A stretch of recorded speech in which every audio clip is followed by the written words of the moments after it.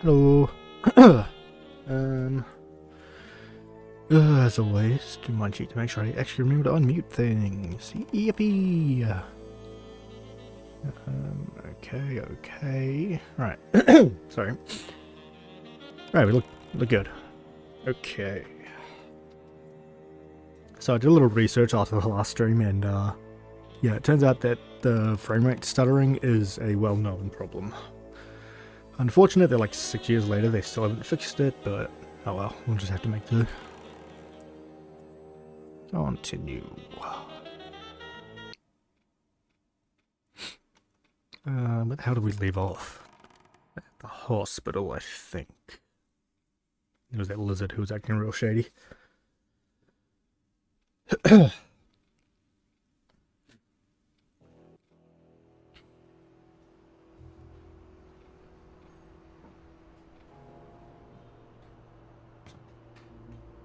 You're welcome. Right, we interrogated him.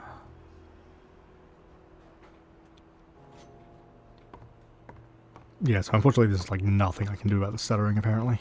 Which is great, I love that for me. Oh, I didn't mean to do that, but okay, whatever.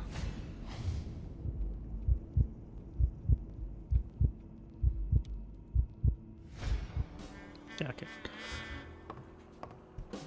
Ugh.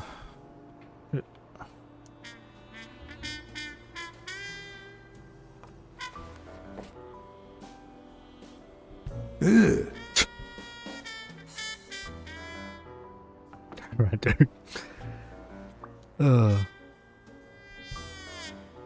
His shoes smell like a dead man. Okay.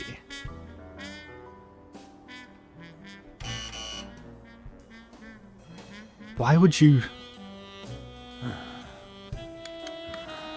See, there's no fever whatsoever. He must be having a nightmare. Are you sure? Wouldn't you have nightmares too after what he went through yesterday? I know I sure wouldn't sleep. I have nightmares. I have nightmares myself, but those go way back. Oh, the poor thing. Do you know what my nightmare is? It's that witch I have to work with. Oh, Ooh, tell good me thing more. she's got trauma surgery at 12:30, but I wish it were a little sooner, you know? Okay. Anyway, thank you for letting me know. And for bringing him in. You don't know how excited I am to be involved in a criminal case. It might not be important, but I need to take a look at his medical report. Okay. Have a look around first before you worry about deductions.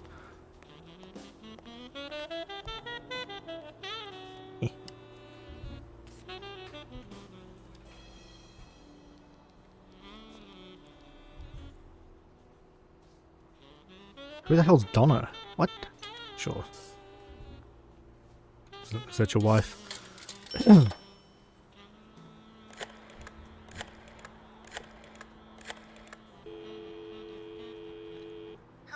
Hi, Ray. Hi. Who are you? Take a guess. I already gave you a clue. I know your name, so... I don't know. Maybe I know your name because we're family. No way. My dad never calls Jesus. me. My grandpa never calls me. My uncle never calls... Well, he does sometimes. You're Uncle John. Uncle John, I guessed it. Mom, it's Uncle John. I guessed it. You got me, Ray. Congrats. What did I win? What do you want? I want Jesus. a gun. Bang, bang, bang. Bang, bang. No, we're not giving you a gun. What the hell? Good guys don't carry guns, Ray. You know why? Because they always end up shooting someone. Yeah, that's why they're so cool. Oops, Mom's Jesus coming. Bye, Christ. Uncle John. Ray, is that the way you say goodbye to your uncle? Oops. Love you, Uncle John. Now go put on your jacket. We're late. Bang, bang, bang. What a surprise. How are you? Hey, Donna. Bang, bang, bang! I'm doing good. Everything's fine. Don't you worry about me. I do worry about you. Especially when you tell me not to. Yeah, can't argue with that. Hey, we're kind of in a hurry. Ray's got a dentist appointment. I'll call you soon, okay? I'm really sorry. Sure. One last thing. Ray, hurry up. We have to go. Love you, sis. And I love you, little brother. Okay, now I really have to go. Bye, John. Bye, Uncle John! Bang, bang, bang! Alright, cool with a whole lot of nothing. Suppose we can check in on the weekly.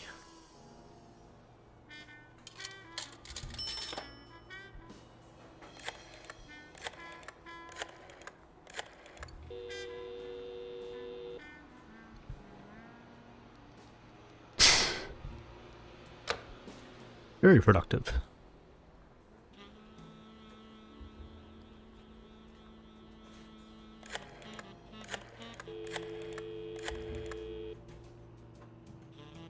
Dunn's Gym.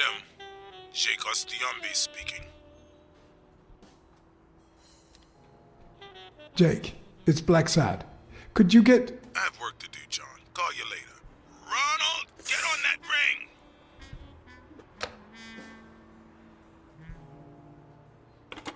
Okay, well, that was super helpful. Fine, I'll do it myself. You gotta watch out for the cooties.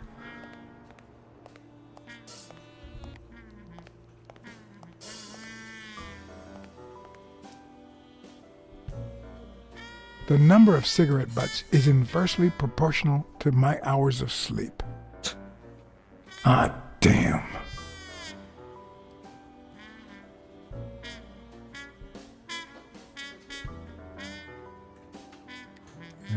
I'll check back with her in a minute.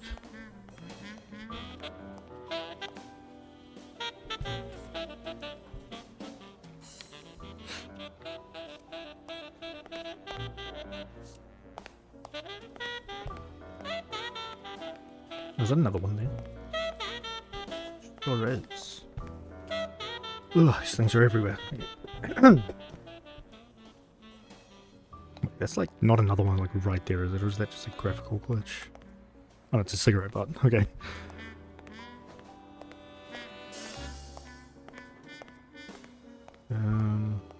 Don't think I can go through here. Nope. A lion, Jesus. Hell yeah.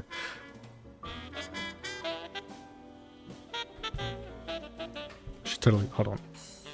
Here we go. I think I found my thumbnail picture.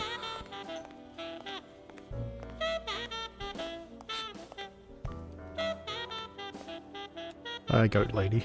Hi. You're awake, handsome?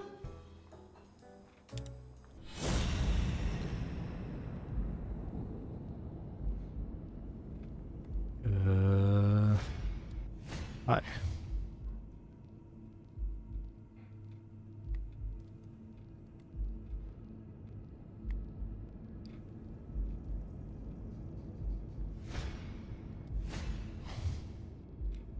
$0.25. Hell yeah. I do it here.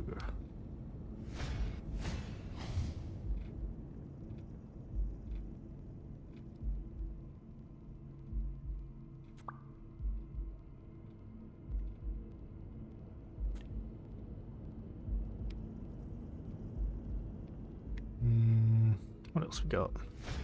Was it safe? Hey Ray, how's it going?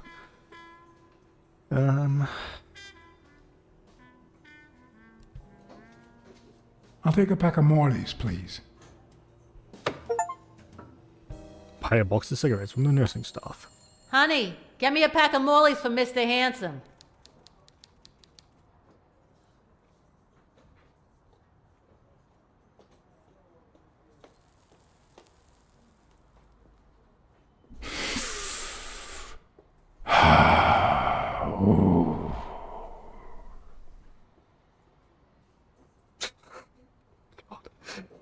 Medical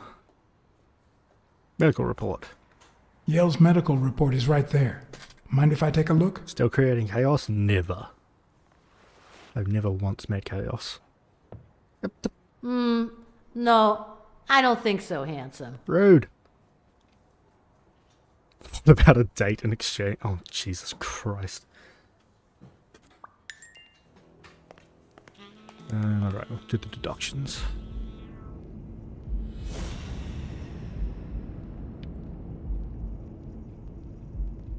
Shoes smell like a dead man, and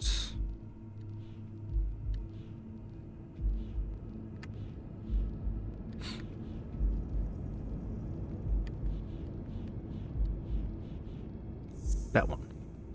Nope. So we're in the Cat's Mind Palace.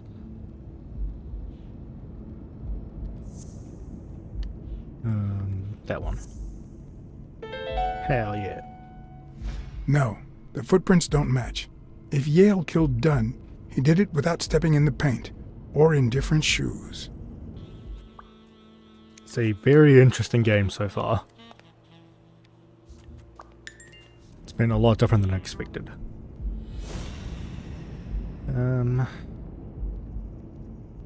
Right, what else have we got here? Surgery at 12:30 and that one.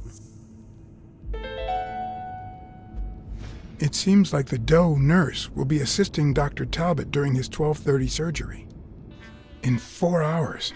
Could I get them to operate any sooner?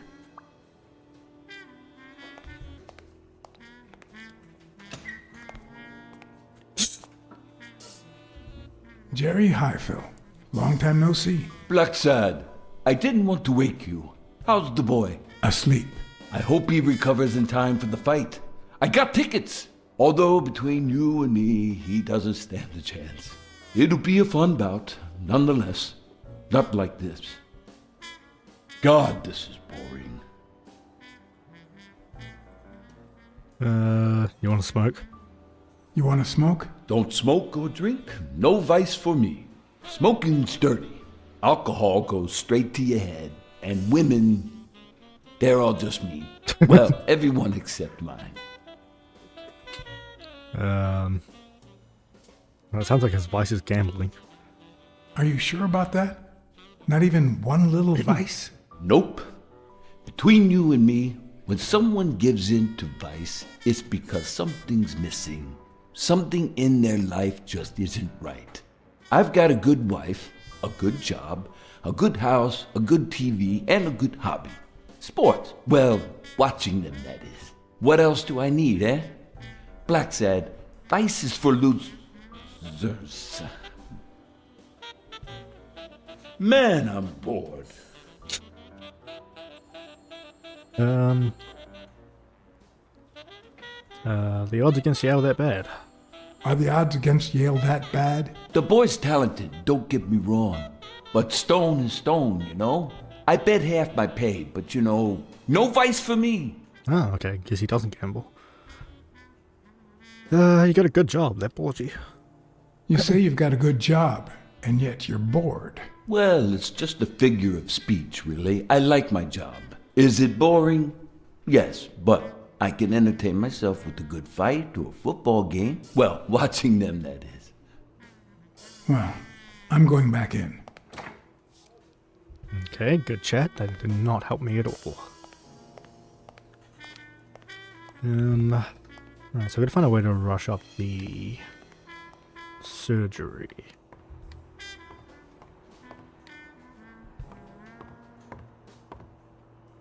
Turn around.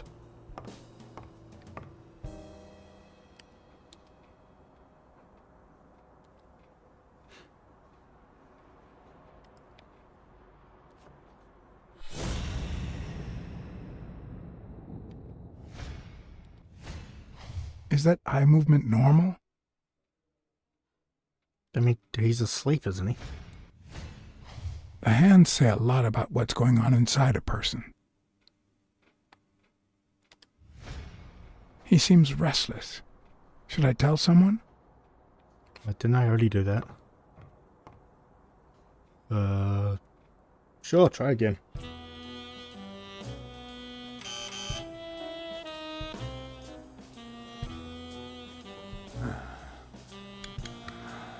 See? There's no fever whatsoever. He must be having a nightmare. Are you sure? Wouldn't you have nightmares too after what he went through yesterday?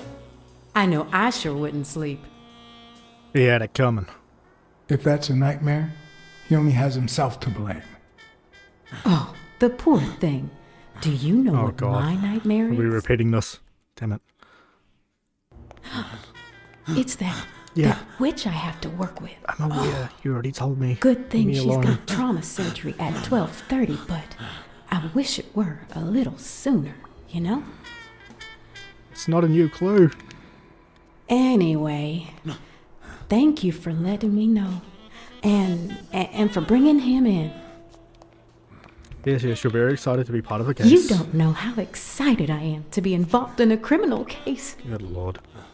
It might not be important, but I need to take a look at his medical report.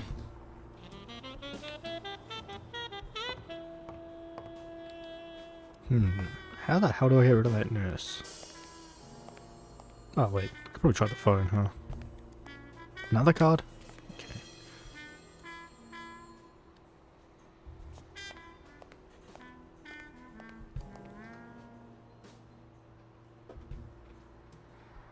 Oh, I can just call the trauma unit. Oh, okay. The jazz music, yeah. Not entirely sure when it's set. I think it's the 60s. Trauma? Sherry speaking. Yo, what up, Cherie? Get Dr. Gregor Talbot, please. Yes, 1 minute. No, actually, Dr. Talbot won't be in until 12:30 according to my registry. Can I ask who's calling, please?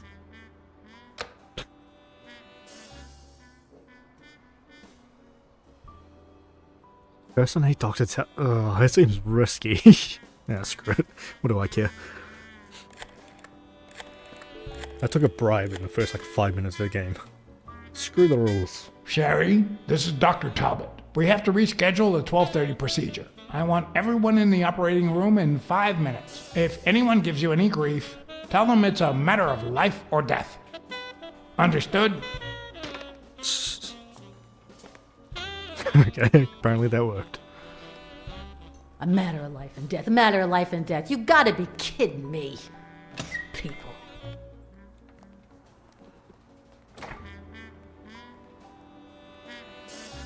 Ooh, nice. Everyone loves a good detective. Hey, what's up? All right now. How do I put this? I need something that you have. Oh, only if you guess why I'm giving it to you. Just to spite your fellow nurse. I think you just want to spite your fellow nurse. Well, aren't you smart? But be quick about it. You hear me, huh? If that witch comes back. My hero.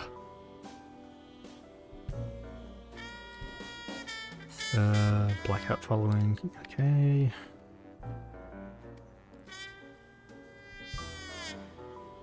What? What does it say here? Ah, you know doctors. The top handwriting is mine. Let's see. Extrasystole and dehydration caused by panic attack. Extra what? You know, arrhythmia, like skipped heartbeats. What about this here? It's a good thing I know that Mr. Yale is in Dr. Ferguson's hands. Otherwise, I'd be worried. Hey, no means no, miss. You really don't know who I am, do you? Miss, I've got orders. And the fact is, those orders say Here that... you are, Miss Dunn. Huh? Tell him, Blacksad. I can't get through that thick skull of his. You see, Highfill, She's my wife. she's the owner of Yale's gym. A woman? Whether the kid recovers or not depends entirely on her. Between you and me, and all due respect, miss, But aren't we taking this woman's liberation a little too far? Jesus Christ. All right, let her in. But she's your responsibility. Thanks for convincing the cop. Help me find Yale. I don't know why I did it. Okay, that one. You hired me to find Yale. I wanted you to see him with your own eyes. I see. Anyway, you did your job. I'll send you a check the day after the fight. You can leave now. Gun? The hell are you doing? Oh god, she's actively moving. Stop that. No. She's gonna do something stupid. Sonia, don't. He killed my father. You said so yourself. I didn't say that. No, I told you I wasn't sure. He almost killed you in that floozy's apartment. How could he not be guilty? Your father wouldn't want you to do this. He was a just man, and this is not justice. Shut up! None of that matters. How could he not be guilty?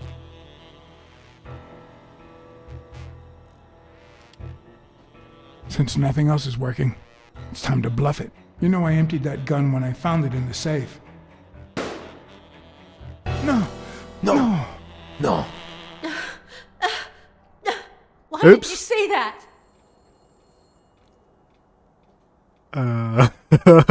Whoops.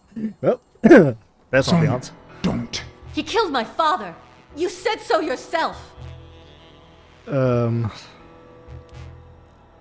No, I told you I wasn't sure.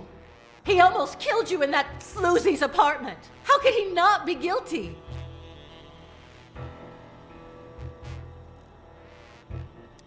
No. No. No. Why did you say that? I didn't say anything. Oh god. Wow, she shot him a lot. Oh, I'm so good at this. Okay, let's try this again. He killed my father. You said so yourself. I was trying to read the actual No, things, but I told you Bible I was very wasn't short. sure. He almost killed you in that floozy's apartment. How could he not be guilty? Your father wouldn't want you to do this. He was a just man, and this is not justice. Shut up! None of that matters. How could he not be guilty? You can't take justice into your own hands. Believe me, it will haunt you as long as you live. Hey, first try.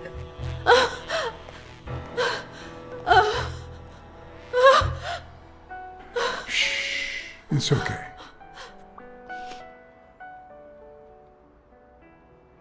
Ah, sure, why not? Give her a hug.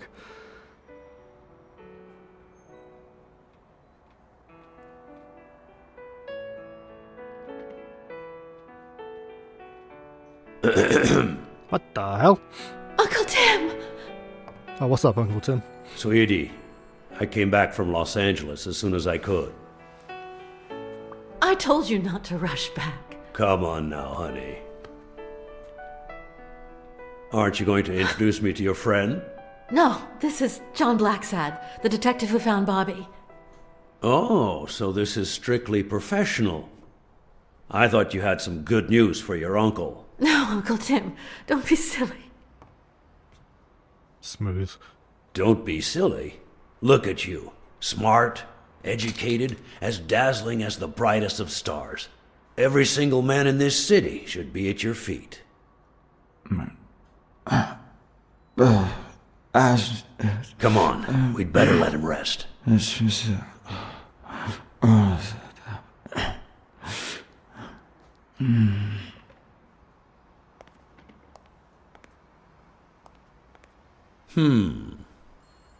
I see. Let's say you're right and Bobby Yale is innocent. Who should we focus on now? We? Well, your father turned down my money, but he made me promise one thing, that I'd take care of you if anything happened to him. But I can... I know you're perfectly capable of managing that gym on your own, but we don't even know if he'll be ready to fight Stone. Besides, someone seems really invested in stopping that fight, and someone has to pay Mr. Blacksad to get to the bottom of all this. Please, talk some sense into her. I don't know, it's your life, up to you. It's your life. As much as you love your uncle, it's up to you to decide whether you want his help or not. Blacksad, I was just starting to like you. All right. Thank you, Uncle. Thank you so much. All right, stop crying or you'll ruin your makeup, honey. Now fix yourself up and I'll buy you some breakfast. Wait, my purse. I'll get it. It must be... Blacksad, wait a minute. I think she needs some time alone, just like you and me. Listen, boy, do whatever it takes to find Joe's murder. Whatever it takes. If things get messy, don't worry. I'll clean them up. Deal? Don't you do it. Deal. Sure. I'll do my best. Thank you. I trust you to get that ball to the end zone. I don't know baseball. No. Are you telling stories about the great Iron Arm again? Wait a minute. Of course. The Milestones quarterback. Tim Iron Arm Thorpe. It's a good thing folks usually recognize me sooner. Blacksad, you coming to breakfast? I'd love to, but I have to go ask for a favor.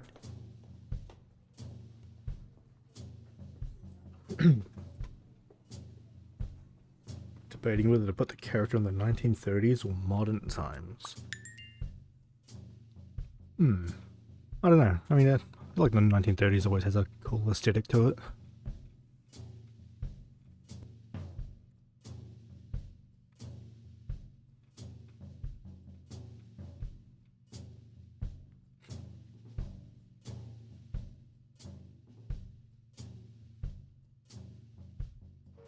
The investigation required that I ask Jake for a small favor.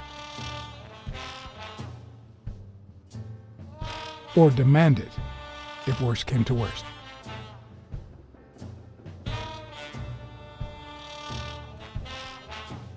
Okay, I'm just gonna ignore the fact that the training pads didn't spawn until right at the end. Let me just have a look around, see if there's anything new. I once shredded a bag like that, just out of pure rage. Okay, I don't think there's anything new, but I'll just check the office.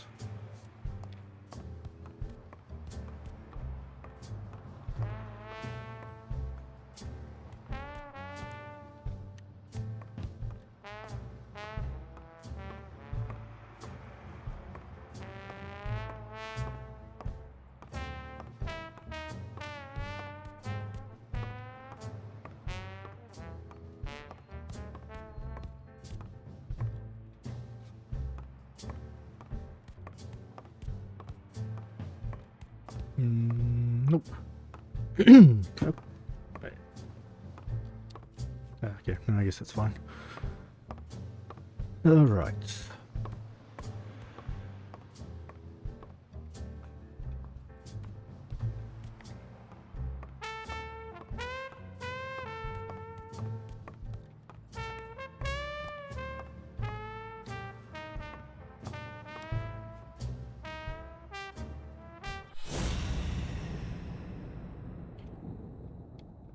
Bear.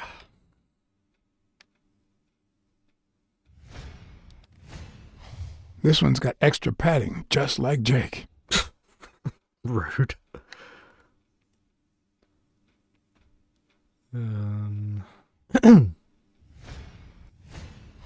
How many hits does a boxer take to the head throughout his career?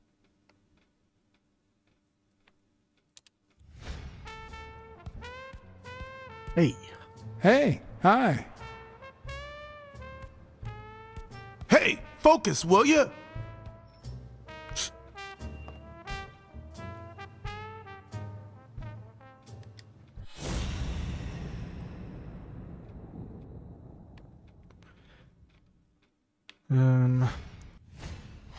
I hope he never feels inclined to hit me. He's twice my size.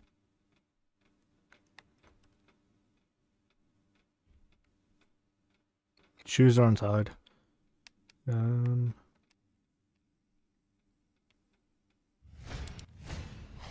Not the smartest cookie in the jar, nor the most tactful. But do I trust him? No. Do I consider him a friend? Yes. Good to know.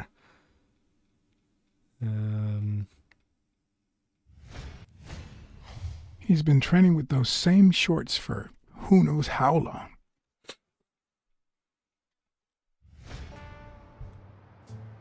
Hey, Jake. Not now, John. Hey, Jake. I said not now.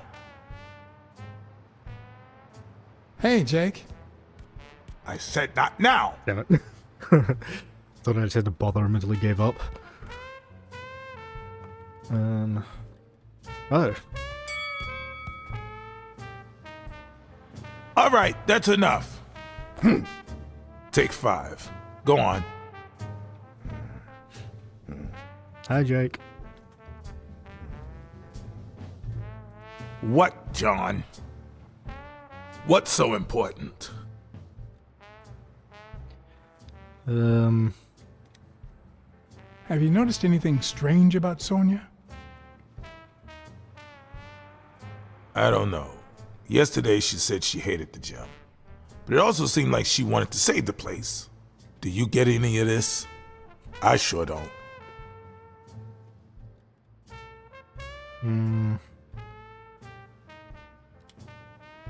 It might not have seemed that way, but she loved her dad. Believe me. I've got reasons to be certain. Why are you coaching him? Why are you coaching that guy? Oh, that's right. You don't know. Sonia asked me to run the gym. Well, at least the fun part. As soon as Bobby Yale's back on his feet, I'll turn him into a champ. I'll make him crush stone. Just you wait. What? Why are you looking at me like that? Is it the first time you coached anyone? Yeah, but you think I can't do this, don't you? Well, screw you. We'll win that fight. Could you tell me where O'Leary's headquarters are? What for? No. You could get me into trouble. No way.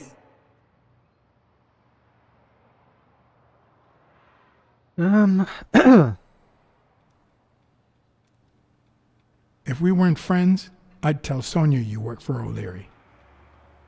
Although, if we were friends, you wouldn't hesitate to help me.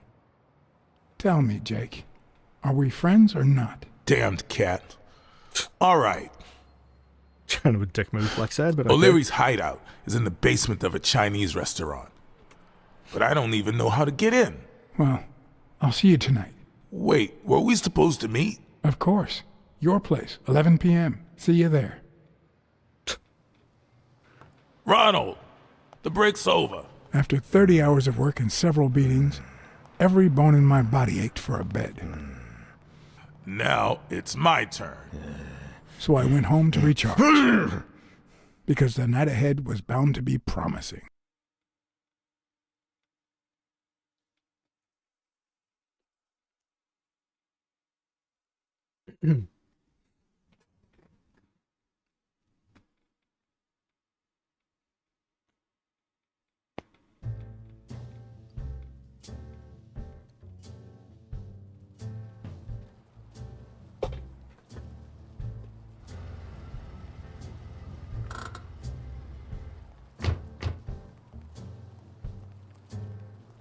What do you know about that basement?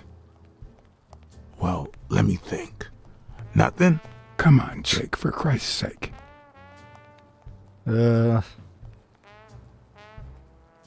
out of threats to make you talk. I'm running out of threats to get you talking, Jake. And frankly, I don't want things to get violent.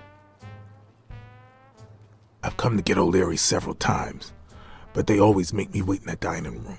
One day it was so late that the restaurant was closed. They made me call from a payphone in that alley over there to let them know I was here. A few minutes later, O'Leary came out the back door, that red one there. All right, you stay by the payphone. Wait till I'm inside. If you see anyone, Call the same number you did that one time. Let it ring twice and hang up. Got it? Screw you. A promising night indeed. Should probably stop threatening my friendly friends. Collectible sweep. Oh, I knew it. Oh, that's unfortunate.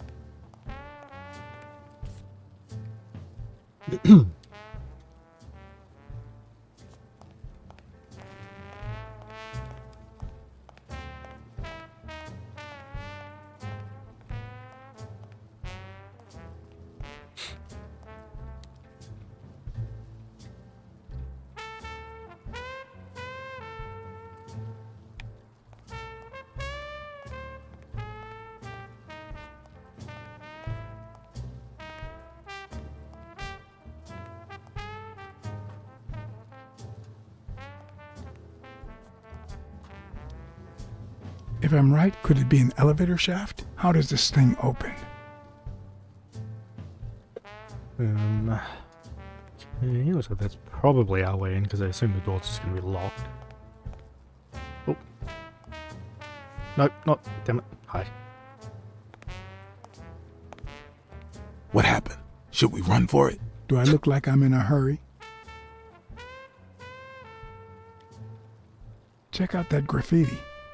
You're in On Leon Tong territory. Wow, I thought the Tong Wars had ended years ago. Maybe someone nostalgic just got bored. Damn Chinese mafias. Yeah, American mafias are infinitely better, no doubt. Are you done? What do you think? Okay, there's a trapdoor on the ground. There's a trapdoor on the ground, right by the restaurant. Does that sound familiar? Huh? The restaurant or the trapdoor? Check, please. Okay. Forget it. What's taking you so long? You want to switch places? Okay, I'm going back to the alley. I'll let you know if I need anything.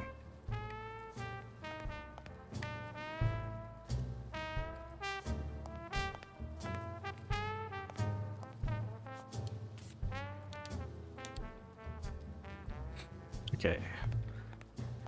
Just another quick sweep over here, make sure I'm not missing anything.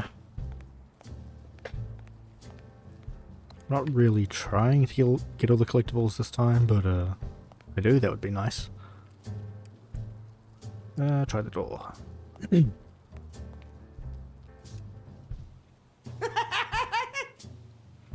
Oh god. Maybe it leads to the basement.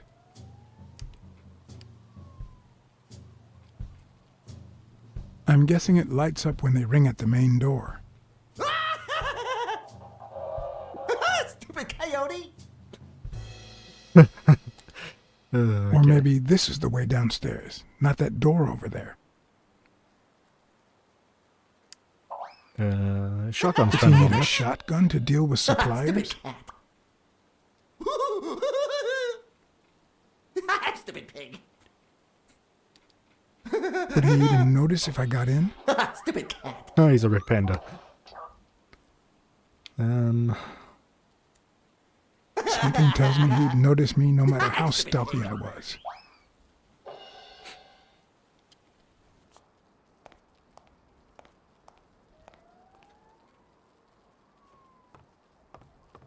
Okay, so I guess I need to either work the trapdoor or ring the bell and get him to come outside somehow. What? What? Someone watching TV. There's a guy watching TV inside the restaurant. A red panda, I think. Doesn't ring a bell. I don't recall any panda waiters. Should I take the door or the hallway? I've seen two possible ways to access the basement, but You really think I can help you with that? I need you to ring the doorbell. I need you to go to the front door and ring the bell. Alright, is there a bar in that alley? Have you been drinking? Count to 30, ring the bell, then run for the car. Got it? Whoa, you better send a bunch of Natalias my way after this. So, now what are you gonna do? I'll open the door with my lockpicks. Once I'm in, I'm still not sure if I'll take the hall or the door on the right. Take the door on the right, because he went down the hall. This seems stupid.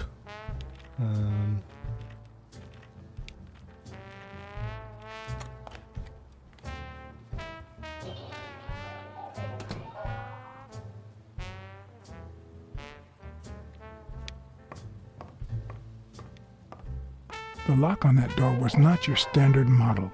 I had to give it my all.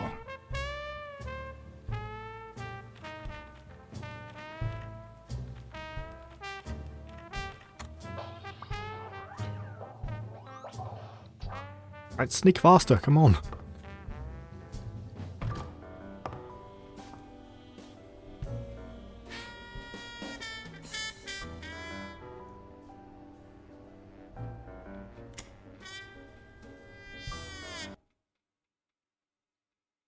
Find a source of light before the lighter runs out. Oh god.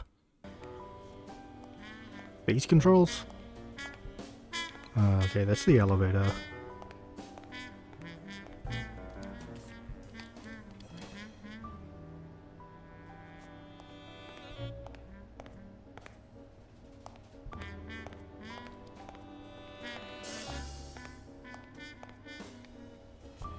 That's right there, I think.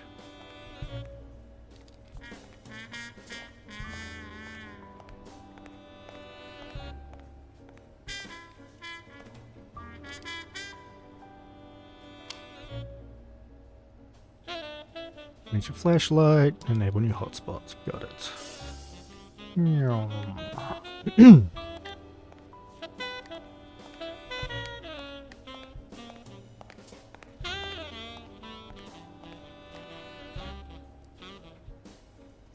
Don't. No. Pretty sure that's not the lights.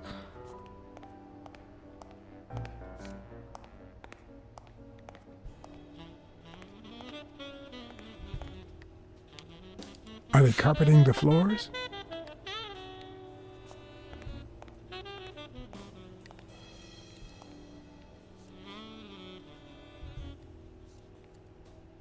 Why do they have so many paper notes? Do they get that many orders?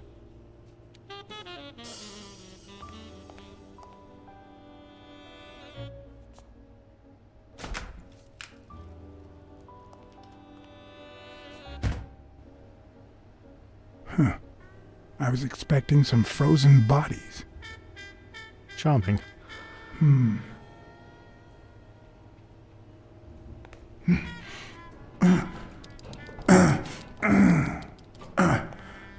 It won't budge.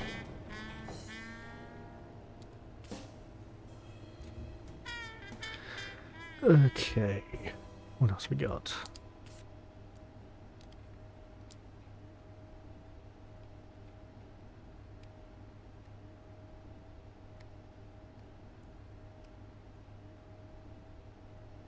Oh, whoops. Same thing. Ah.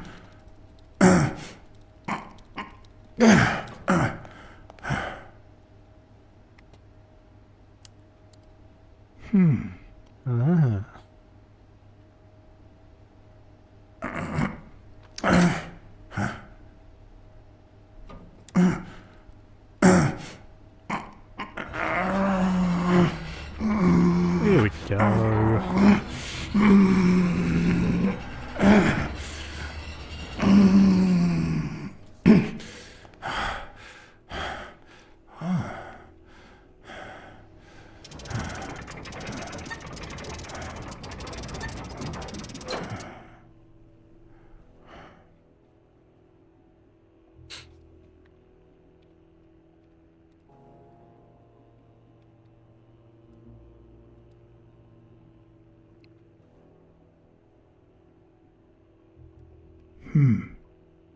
Okay, those are his bookie sheets. Hockey, baseball, yeah, okay. Huh. Looks like those colorful notes weren't restaurant orders after all. There's one on each table, except this one.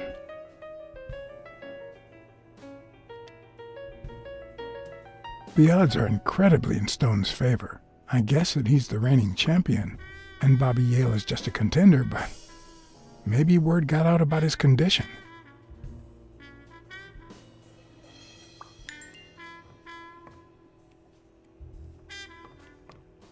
Turn the light. Oh my god, these controls are jank.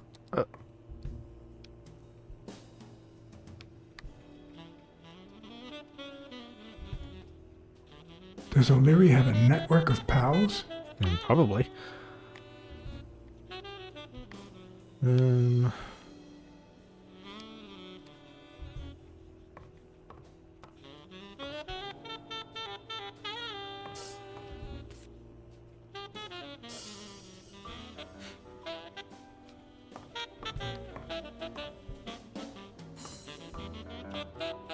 Wow. I didn't realize you could place so many bets on a single baseball game.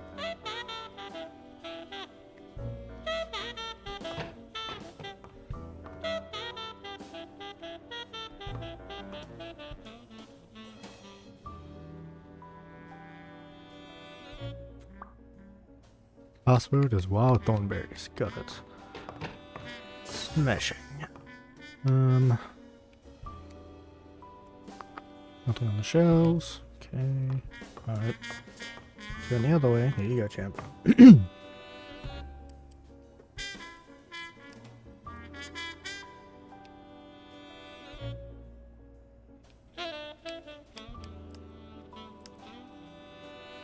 A little thingamajig that adds on its own. What'll they think of next? Technology. Sometimes I forget that criminals, even the office variety, have family and kids. Anyway, maybe things aren't so bad on the dark side. Hell yeah. 16 days until the fight. It looks like a summary of all the bets that come in. Day, amount, bet, wagerer. Wait a minute. Did O'Leary himself bet $5,000 on Yale? Seems like it. He did say an interest in getting it back.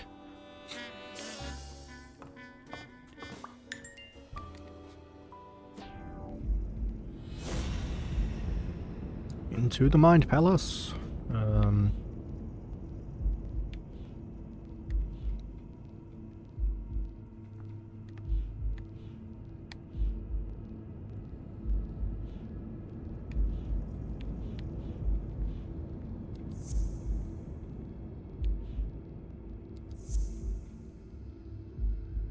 Oh god. Yay. Huh. That lizard isn't Yale's doctor.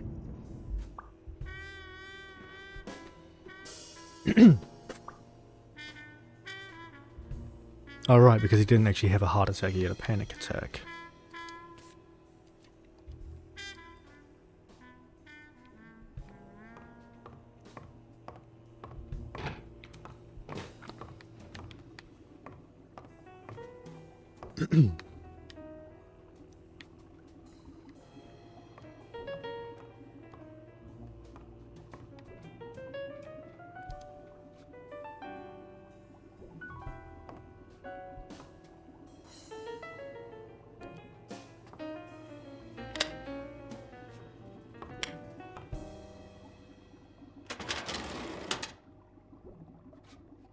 The painting concealed file after file of celebrity reports with all sorts of shady information, ranging from S to Z.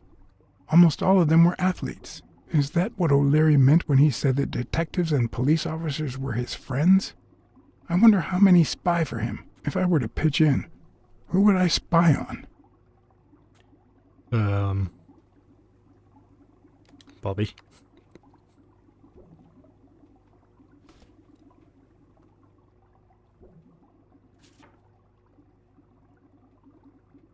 Bobby Yale's folder, all I found was a log of his incredible stats as an aspiring champion. 20 victories, 16 by knockout. Although, at the end of the report, someone had underlined one word several times. Untouchable.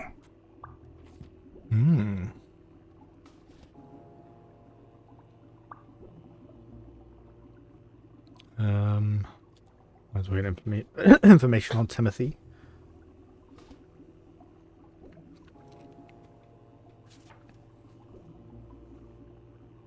Thorpe had been a rising football star before the war, which he came back from with honors and decorations. After the truce, he resumed his career.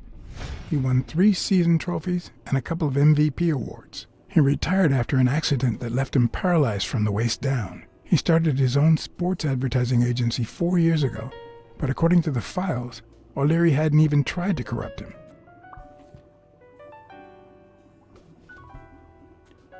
Interesting. And what about Al?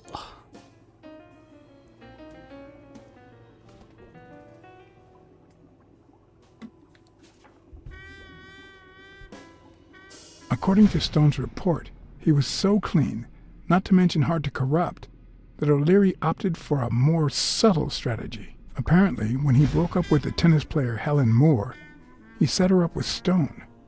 Lucky for him, they hit it off. As I put away the report, I stopped in my tracks.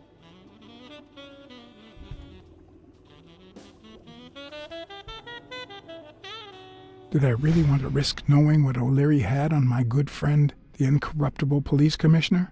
Yes. Of course I do. I sighed in relief. O'Leary had tried to buy Smirnoff on several occasions, but failed. Luckily, O'Leary had nothing on him, or me. See, that's good news. That's why we check.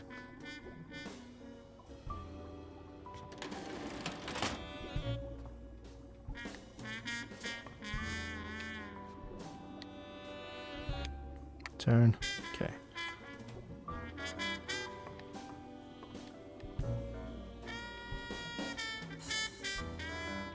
We'll check around the office first.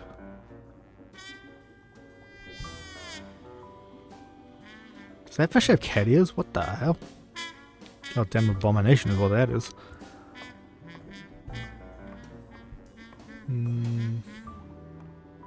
Cards.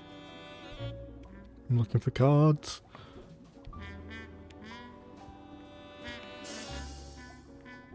Do I check all of these? Because I really hope not. Could that be Ireland? Sure. No, actually, that's a train, Blacksad. Come on.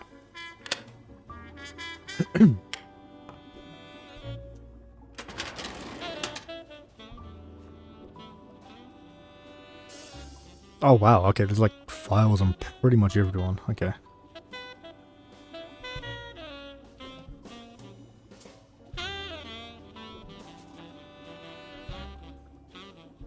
The report on Yale's father was the shortest of all, since only his name was left. Why?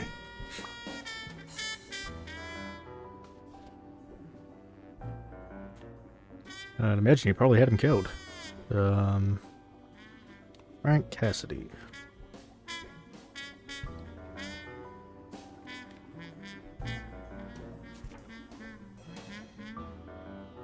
Cassidy's report was possibly the longest among all of O'Leary's files. Apparently, their rivalry went way back. So much so that they spied on each other in the most unthinkable ways. At least I was able to confirm what Yale had told me. Cassidy had threatened Dunn after he refused to join the managers' union.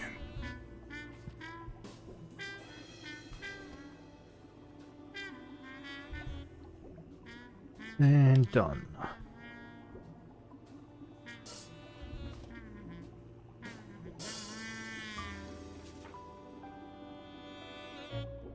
Dunn's integrity was legendary, even in O'Leary's shady reports, just like Yale had said. Dunn had kicked one of O'Leary's men out of the gym when he found him snooping around.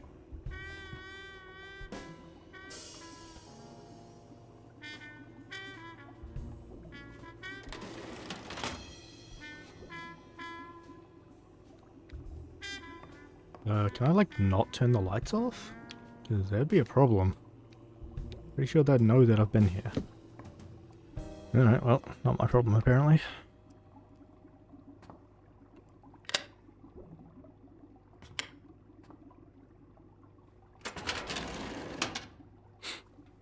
Luckily or not, files in through R included no one that I could somehow connect to the case. Yet. Okay. There's another one over here, right? Yes.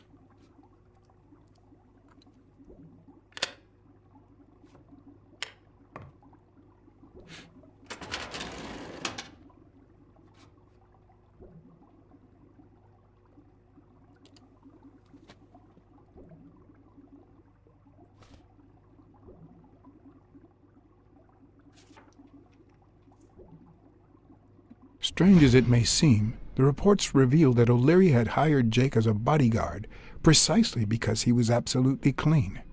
Apparently, he liked to surround himself with honest people when he mingled with the high society.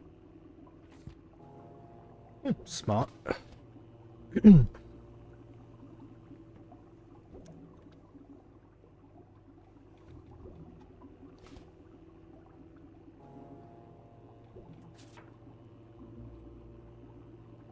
Helen Moore's file was, by far, one of the juiciest. She had been just a run-of-the-mill tennis player until O'Leary launched her career by rigging enough games to help her climb the ranking. However, O'Leary hadn't fixed any of her games in over a year.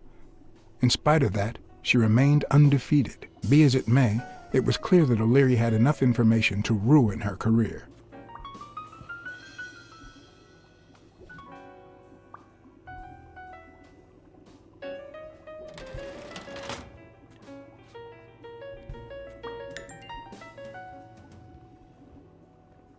Okay, we'll check the disc. We'll check the safe last. Turn. Yeah, tank controls. There we go. Even Dunn had a gun in his office. O'Leary couldn't possibly be the exception. Dunn had $200 in his safe.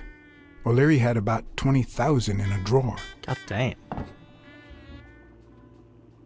Could just take that and, like, run.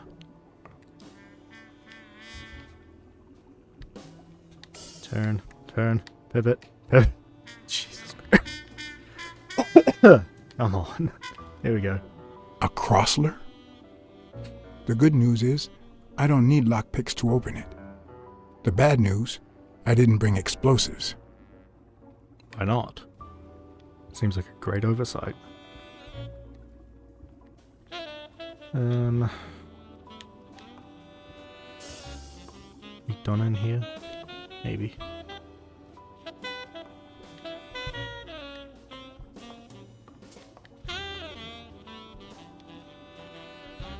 Stop getting stuck. What are you even stuck on?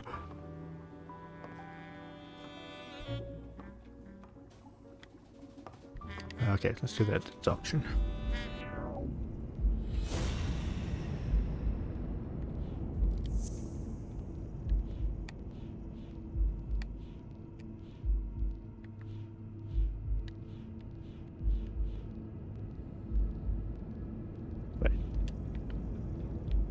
More seduced, stoned by O'Leary's demand. And O'Leary has enough information to ruin Moore's career. I'd say O'Leary has threatened Stone with ruining Moore's career.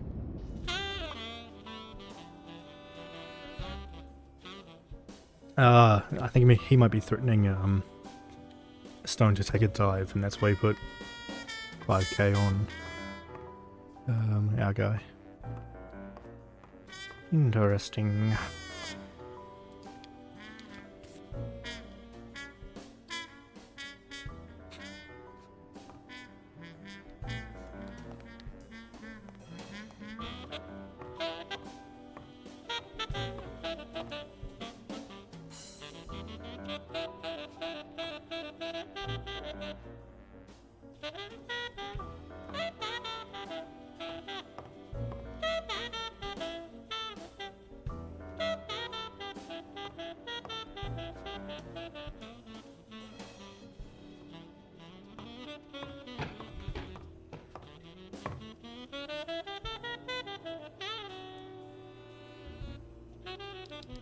Don't see anything else I can interact with here. Nothing over here. Nope. Okay.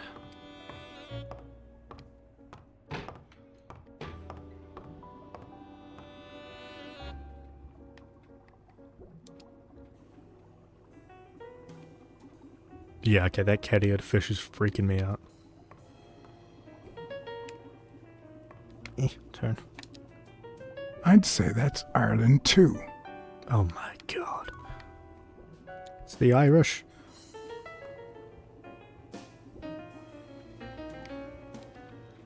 Ireland, of course. This guy's obsessed.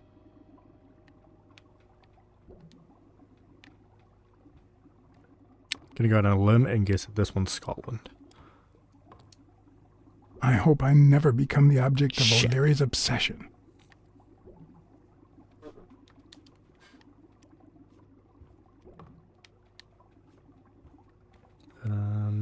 Oh. Haha, new draw.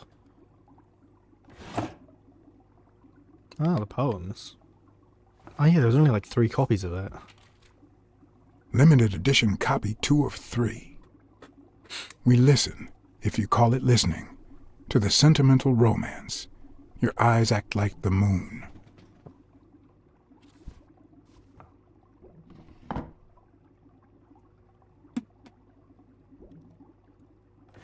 If they're not together anymore, why does O'Leary keep so many pictures of romantic moments with Helen Moore? Probably because he's using her as a spy.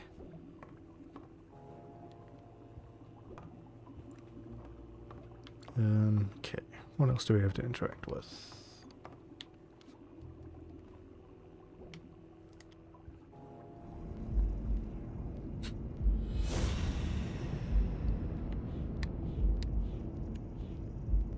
Shout out to the meme font. Hell yeah.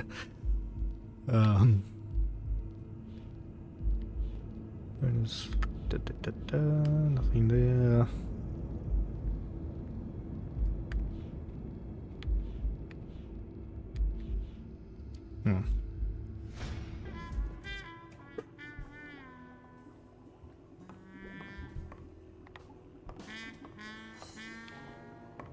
Oh. Oh, cool. Literally just turning a light on. Nothing to interact with? Apparently not.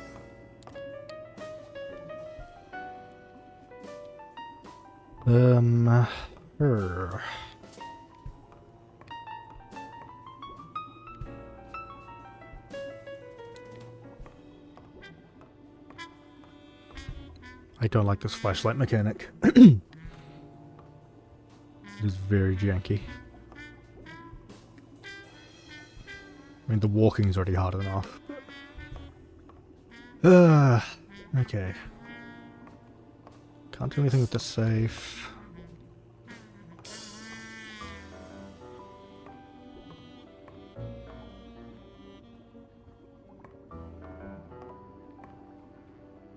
No, okay. Got everything. 2. Jake. Yep. Someone was coming. Are we or are we not exemplary workers, Jimmy? Oh shit. Here it is, middle of the night. I don't know. And we're working extra hours.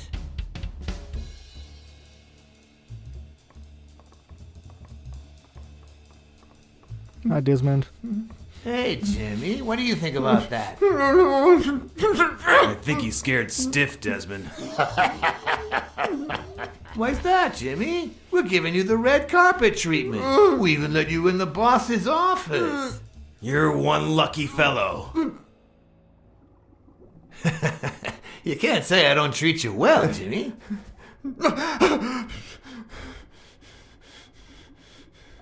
Yeah. Speak, you moron. Yeah, very well. Why are you... Shh. calm down. How long have you worked for me, Jimmy? 3 months. 3 months. Oh, yeah. I hired you right after your cousin Martin died. I need your opinion. How would you punish someone for ruining an innocent man's life with a hit and run, Jimmy? I don't know. And tell me, what about you, Wilson? What would you do? Please. I didn't do anything. I swear. He was a good guy. Of course, you already knew that. You knew him better than me, right? He was my cousin. That's why I hired you, Jimmy. You see, Martin was a dear friend. And his widow said you were a nice kid. That you do a good job and you needed the money. And I have a soft spot for those in need. Please. But, you know what? I talked to her just yesterday. She told us you did some naughty things to her with that gun, Jimmy. No. That's no way to treat a widow, is Oh, it? fuck. She's lying. Why would I do that? I'm staying out of this. This is not my business. What about the kid? Are you so sure you know how long a kid can hold his breath? With his little head inside a toilet bowl? Son of a bitch. I didn't want to. It was his idea. Yeah, I ain't touching Selfishly, I was glad I hadn't risked my life to save Jimmy. this. Yeah, same. Screw Jimmy. Maybe not even someone like him deserves to die. But one could also argue that I didn't deserve to die for someone like him. Absolutely. Not my problem. Who's your boss? Give me a name! Cassidy. It was his idea. He said you'd hired me if I'd managed to scare the widow, and I just... All right. Let's just calm down now. Okay? It's gonna be okay. Shoot him in the head. There are two sacred principles that rule my life. The first principle is the love for my family. I do anything to protect them. The second principle, I never put my future in the hands of fate. I always play it nice and safe. And I would Wait. even add a third principle. Is his wife the one that the rhino was boinking? Better yet, a rule. If anything threatens He did say something either about of his, these two being his crucial boss. principles, I take matters into my own hands. You see where this is going? For the first time, I got someone killed. Even though all I really did was rat him out. No, I just... Stop interrupting me, Jimmy! Yeah, It's Jimmy. not polite! You're all the same. So rude! You know what? Let's leave it at that. You're going to give a message to that disgusting walrus Cassidy, aren't you? Yeah, sure. Whatever you say. Yeah, sure. Good boy. What's the message? Aw, Jimmy. You still don't get it, do you? You are the message.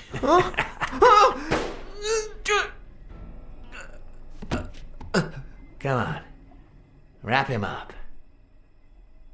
Make sure Cassidy gets the message for breakfast, will you? I hope he chugs on it. Got it.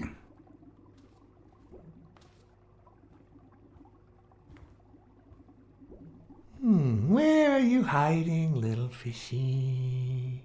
Once again, you didn't get to hear the end of my story.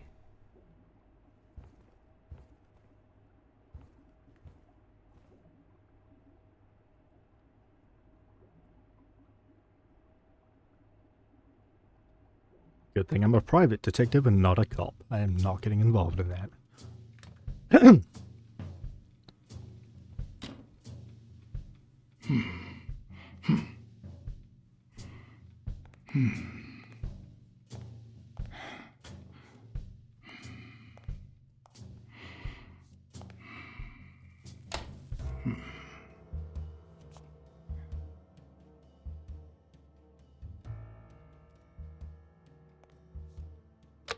What?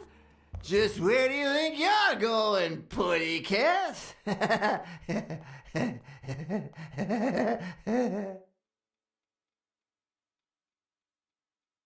Alright, it's all part of the plan. I'll act like I just showed up. 2 sacred principles rule my life. The love I you feel for feel your family. for... What is going on today? Oh, okay, you didn't like that. Okay, maybe don't do that.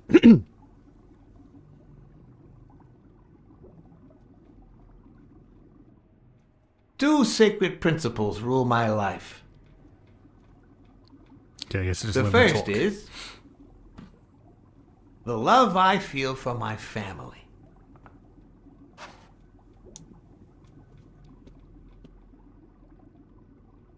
The second,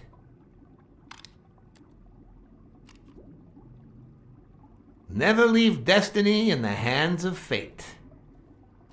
I always play it nice and safe.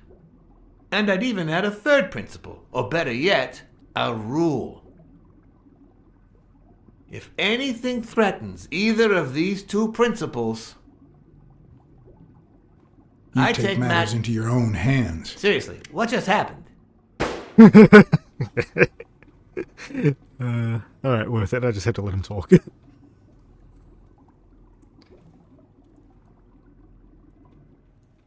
2 sacred principles rule my life. The first is the love I feel for my family.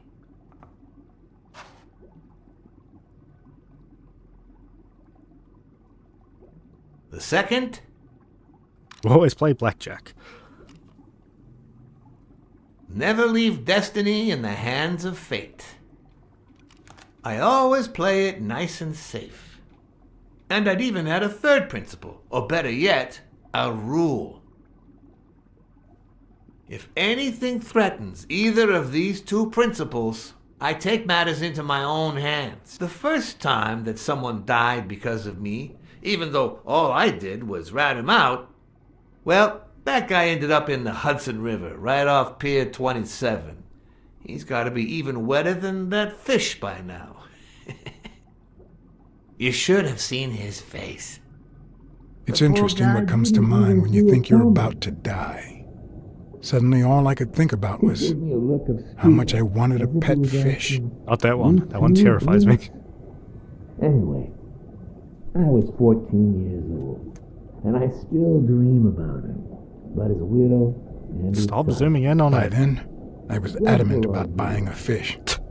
But first, that was that. Never again.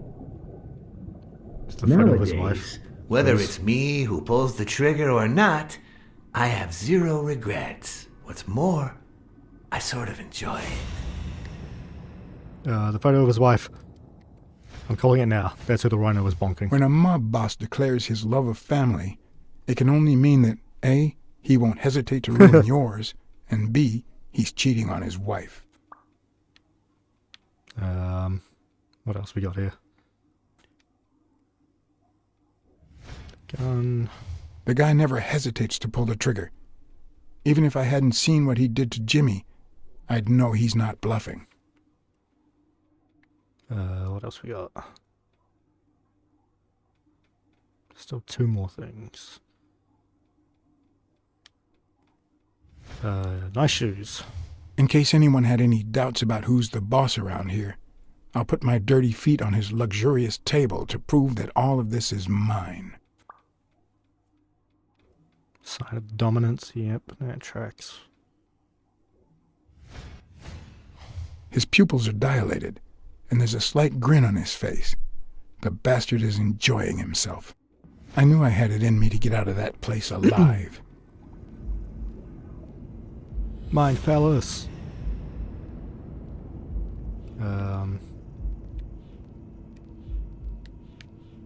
Yeah, that's absolutely his wife, surely.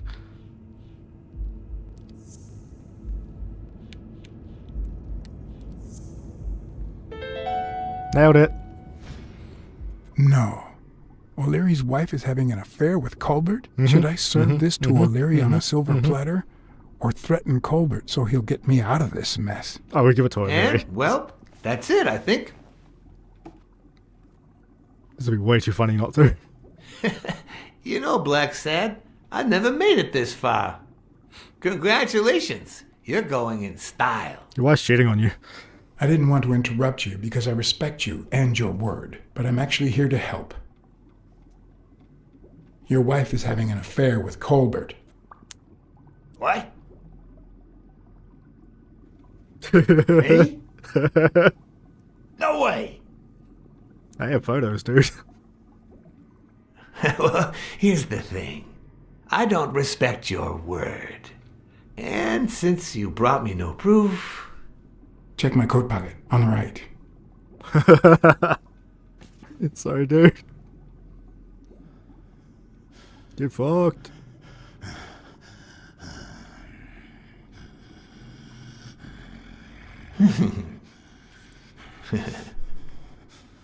Oh, Blacksad, Blacksad, Blacksad. Oops. Thank you very much. You're welcome. And sorry for jumping to conclusions. Welcome back, Ray. Having a good time. First, you get a random beating from Wilson. And now this. Although you have to admit I had my reasons to be suspicious, you ran away from Yale's apartment, didn't you? I did do that. But as you well know, you can't trust anyone in this world. Take it. It's only fair. It wasn't random. The guy was sleeping with his wife. Yeah, I'll make good use of it. Thanks. I'll make good use of it. A word of advice. Make bad use of it. Hell It's yeah. more fun. I did completely sell that guy out to save my own skin, but... Hey, free money. And I get to live. Blacksad is finally winning. Oh, Blacksad. Yes, sir. We'll be friends. Aren't these odd hours to pay me a visit? Your message was important, but certainly not urgent. It could have waited until tomorrow, don't you think? Cats and wolves hunt at night. We cats and wolves hunt at night.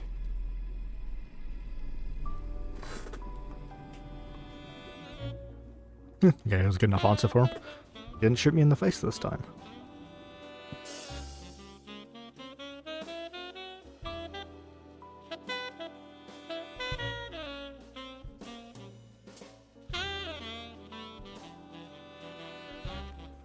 I wish I was a noir fiction writer.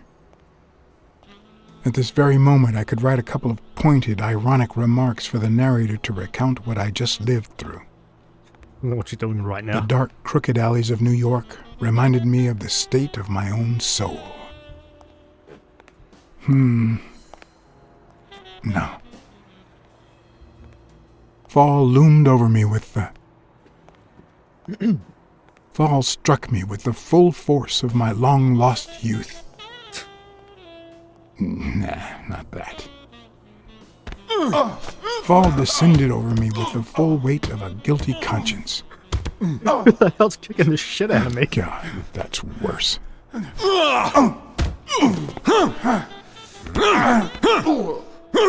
Jesus Christ.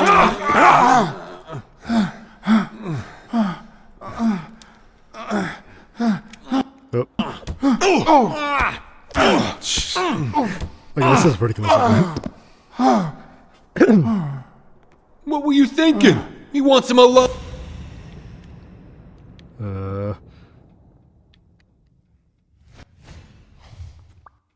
Hell's horses. I felt falls seep through your my fourth bones beating. like the pain of a good beating. Mediocre, but appropriate. I think like every chapter ends with me getting my ass kicked.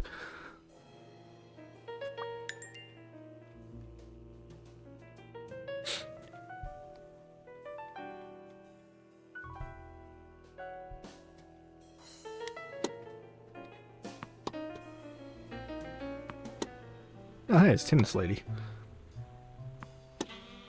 Against all odds, next morning I got up bright-eyed and bushy-tailed. And I had my kind, unknown assailants to thank. The beating had taken its toll, but for the first time in months, I had slept like a baby. Oh, come on, Helen, focus! All right, take 5. We'll work on that double backhand later. FBI. I am not FBI.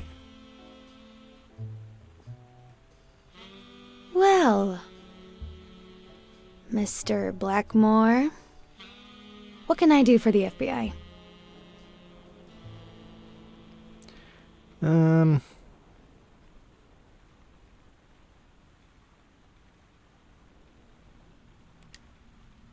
Actually, the real question is, what don't you want the FBI to do to you?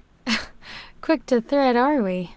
Not that I'm not flattered, mind you, but I'd appreciate if you were a bit less vague.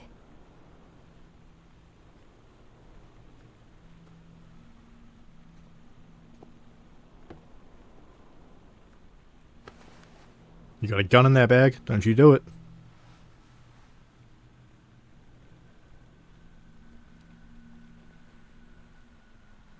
Don't you do Maybe if we could speak in private? Alec! Coming!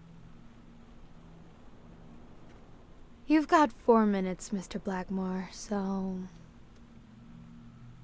make them count. Fake relationship with Stone. They say you're currently involved with Al Stone, the boxer. Is that correct? Wow, the FBI sure knows what it's doing. So, out of the 100 million Americans who know about that, who did you extort to get such highly confidential information? Don't beat around the bush. We know why you're with him. Oh, so you like his biceps too? Desmond O'Leary asked you to seduce Stone. Why? What? No, I met Al by chance at a party. Oh, shit. A party hosted by Desmond O'Leary. No, that can't be. No one is that shrewd. Not even him. Damn, I hate that bastard. Wait, you genuinely didn't know? Oh, okay. Your games were rigged. We're aware of at least 6 rigged games during your first year as a professional player. And? You won all of them. Are you trying to offend me? I give my all on the court. I can't be held accountable if my rivals don't do the same. Go interrogate them. We know about you and Desmond O'Leary. Wow, your sagacity never ceases to amaze me. Wait, I get it. They must wrap your FBI sandwiches in gossip magazines. The thing is, well... You see, I'd love to wipe out that part of my past, but whatever. Do you have any regrets? Ads pay more than trophies. Can you believe it? Being associated with such a shady character could only damage my reputation. Trust me, never get involved with a married man. Anyway, at least now I know why you mentioned the rigged games. I can't blame you, Mr. Blackmore. I understand why I seem suspect. Although I doubt the FBI would ever get this involved in a sporting scandal. What do you really have against O'Leary? And please don't say illegal gambling. O'Leary is a murderer. Every criminal organization has blood on his hands. His is no exception. And we have proof. I'm serious, Miss Moore. America can't afford to let anyone shake its foundations like that. And America's sweetheart can't afford it either. Help us out. Talk to us. And why should I, Mr. Blackmore? What do I stand to gain or lose?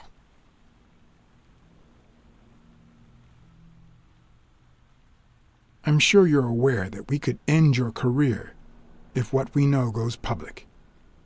But no one wants that to happen, right? This is actually quite simple. Uh-oh.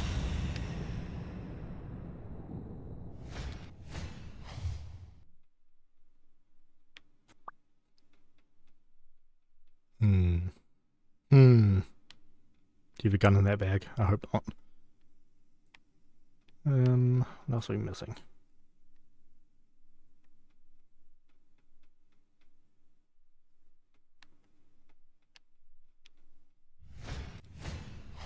One lucky gal. You have a light, sir?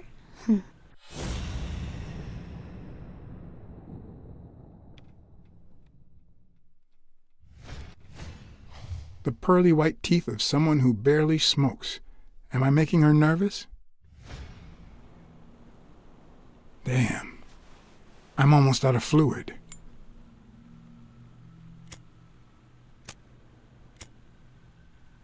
Wanna know my trick? Go down to start, then up with it, and then down again.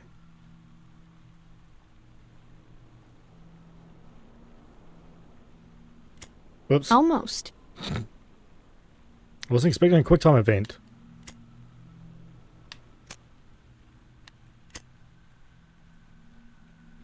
Thanks.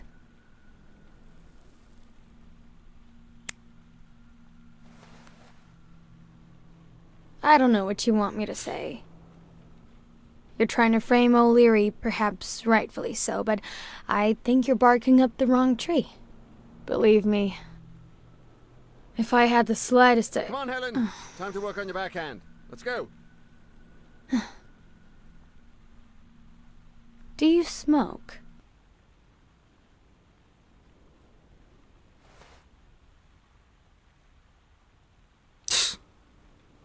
Nice meeting you, Mr. Blackmore. Did you bring my water?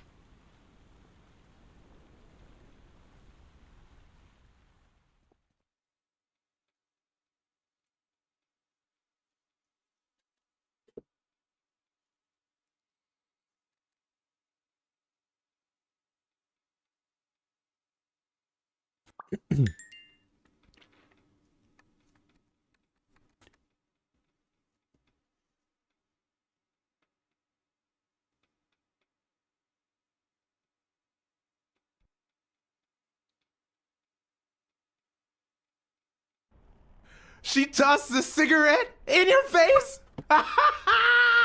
You're such a loser! It's a quick PRB. Wow. I'm gonna walk right into that one.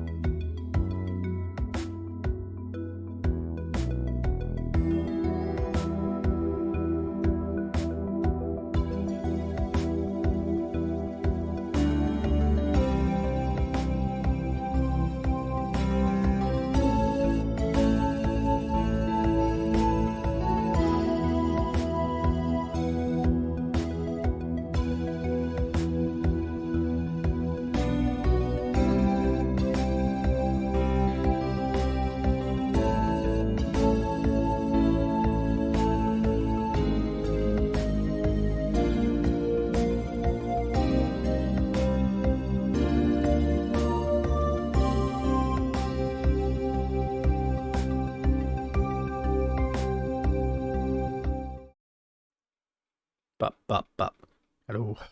Right. Too bad I was busy chasing Cassidy. If that had been me, America would no longer have a sweetheart.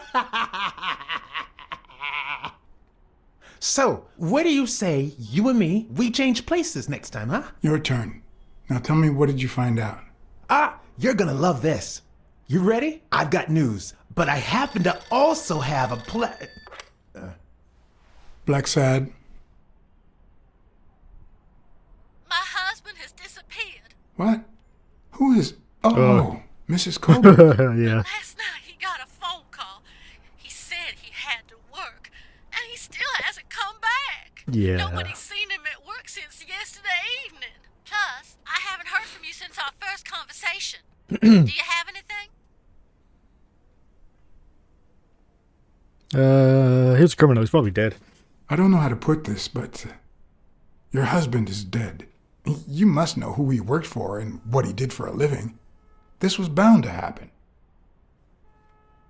Mrs. Colbert? That good for nothing. I'm gonna scratch his eyes out. I'll tear his stupid head off. I'm gonna make him regret. That sounds like a whole lot of not my problem. But what just happened? Is there anything you didn't tell me? Maybe. Nope, don't worry about it. But now it's your turn. Tell me about Cassidy. Come on, spit it out. I didn't find anything suggesting that Cassidy had anything to do with Dunn's murder, but... That's quite the tale. But I know Cassidy will be playing poker tonight with one Howard M. Farnham II, a Texas tycoon looking to get his claws on the boxing business. I also know that he and Cassidy have never met in person, and that Farnham, who's staying at the Balford Hotel, hasn't left his room. Apparently, he spent the night with 3 bottles of bourbon. So, here's my incredible plan. I'll go to the hotel, I'd knock him out, and then take his place in the poker game. That way, I'll get Cassidy talking. What do you think? Incredible, right? Didn't we agree that you would handle Helen Moore while I dealt with Cassidy next time? No?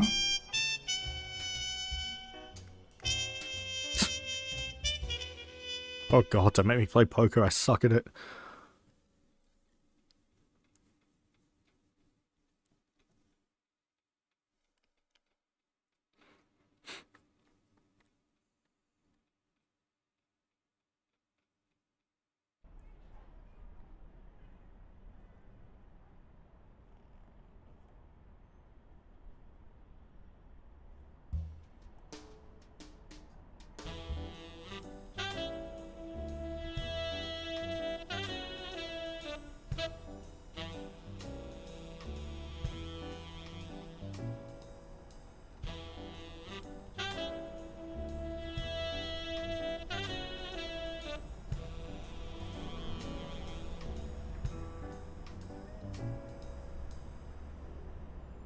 Oh, damn. Looking snazzy.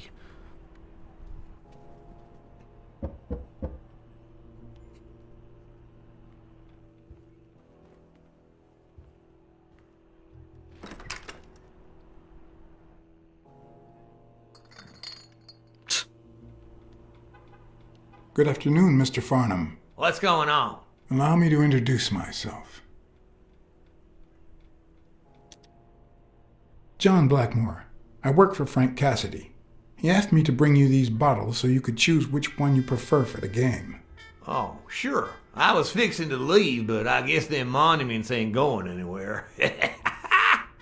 Well, come on in then. Getting in Farnham's room was easy. Earning his trust was another story.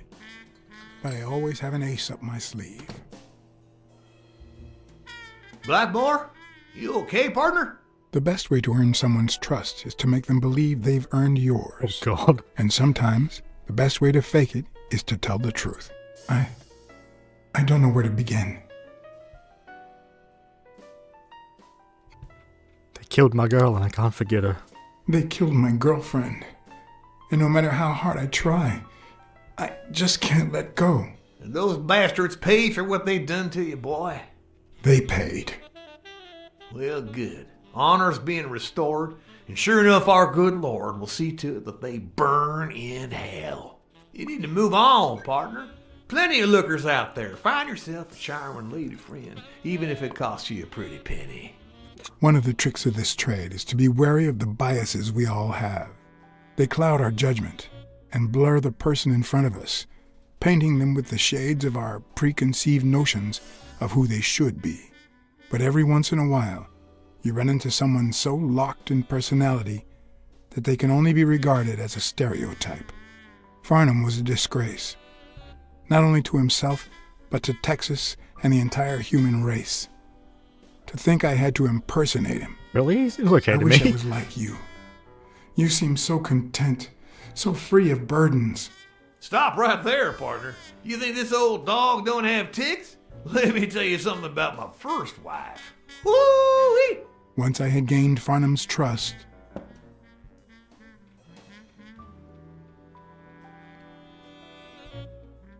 the hard part was deciding what I needed to know to become him and not get myself killed.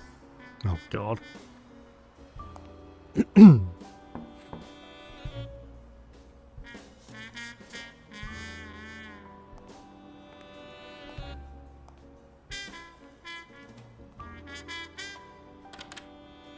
What can I do for you, sir?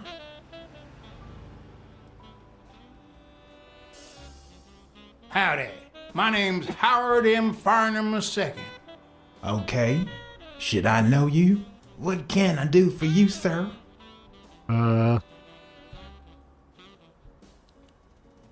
Farnham was one hell of a drinker. I had to get the information out of him before he drank himself unconscious. Otherwise, I'd have to find that information myself. Can't hold his liquor. Oh, God. Before the time runs out. Oh, God. Don't give me a timer.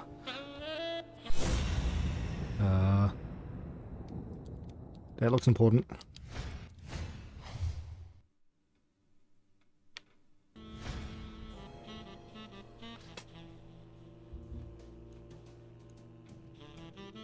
Vietnamese shave, okay.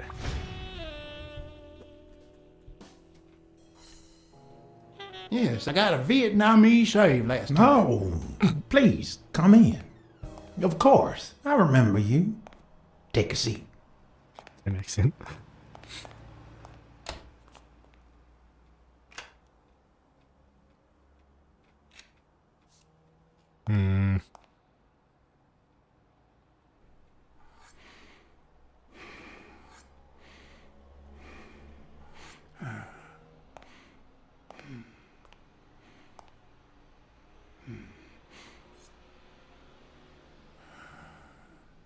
I'm sure you'll understand we can't be too careful. Our host has many enemies, and someone has to keep them at bay. Sure, I get it. I'm glad to hear that. Now, please answer my question. How much does it cost to get yourself a clean Vietnamese shave? Try to remember.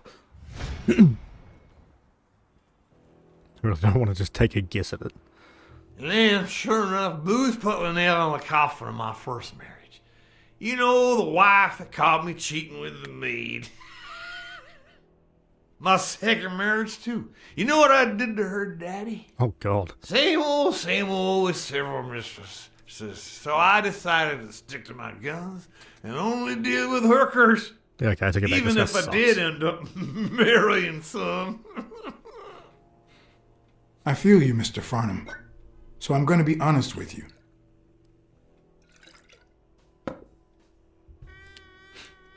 I'm Cassidy's slave.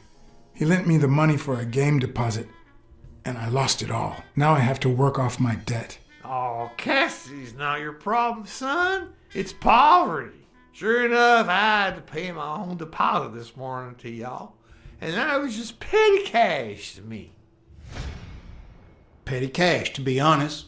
I asked you how much. Oh no. Of course, they gave me my receipts. These things I am, boy. Wait, I'll show you. I got it somewhere. Just a sec. I'll get it. I just put it over. I think he's.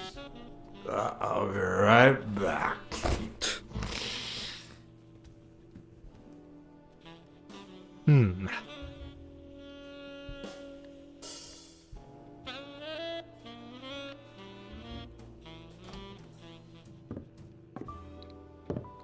Oh, is that it? Farnham's address book. Who knows what kind of shitty characters are in there? Okay, no, that's not it. Don't give me a timer, it makes me anxious. Yep.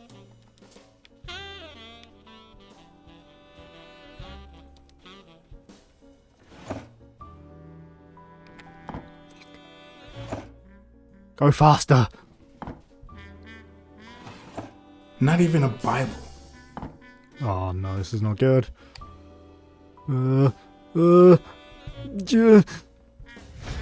I told you, nothing more than petty cash. Never given a second thought to them small numbers. And you never will. Oh, Jesus.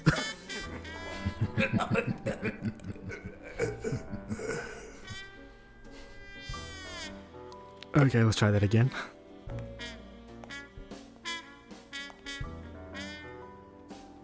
Oh, do I have to go through the entire thing again? Come on. Petty cash, to be honest. Oh, no, okay. I asked you how much. Of course, they gave me my receipts. These things I am, boy. Wait, I'll show you. I got it somewhere. Just a sec. I'll get it. I just put it over. I think he's. I'll be right back.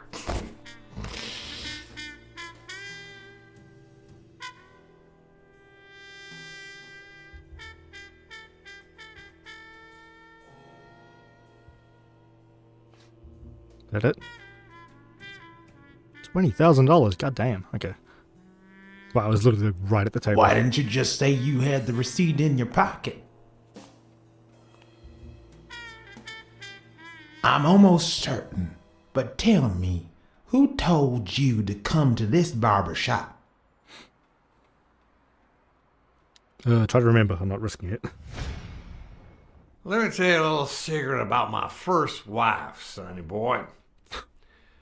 When I met that woman, she had no manners, no money, no nothing. Who in the hell?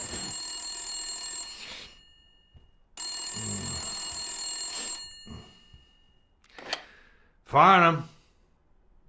My God, if it ain't the hero of the day. Oh, what the hell? Don't look at the bra.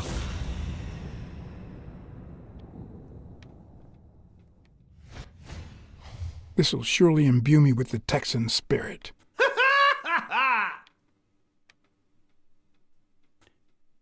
I get a read on the phone? It's not going to be easy to sound Texan, but I'll give it my best shot. I can tell you from experience, your best shot does not work. I probably don't need to imitate his gestures during the game, but it certainly wouldn't hurt to try.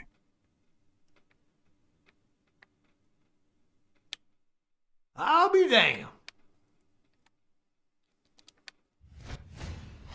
Nothing says Texan like a cowboy hat. Mm-hmm. The bra. Yes, sir. New York City. New York City. Knowing Sure Farnham, enough. the owner of this bra only came here for business. Anyway, Kenny, thanks for fixing the Kenny, game with right. Cassidy.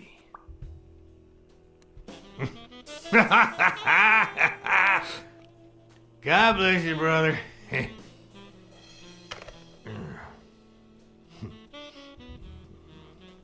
Craziest goddamn Texan in New York. My good old friend Kenny. Craziest goddamn Texan in New York. You know how many Kennys there are in New York? Kenny who? Jesus So Christ. besides when and where the game will be, the password, and the money Farnham dished out, what else do I need? Probably that address book, right?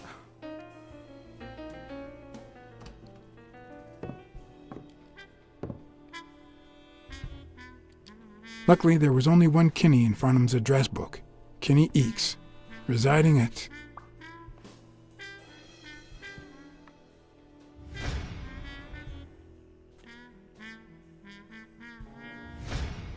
Cornell Plaza, Manhattan. Stunning penthouse. I'm not surprised. Mr. Eakes has excellent taste. Do you happen to know what he asked for the last time he was here? Oh my god, why would I know this? Leave me alone.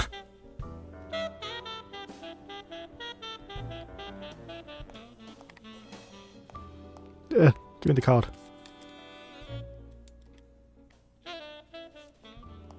They smell like a party.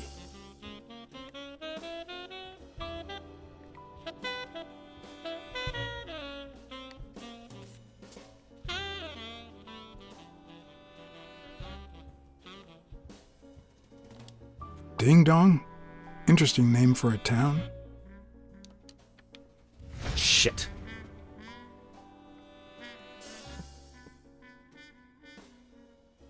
Man, it does not give you much time. Don't tell me, Billy Bob. This here is my new friend Farnham. Am I right?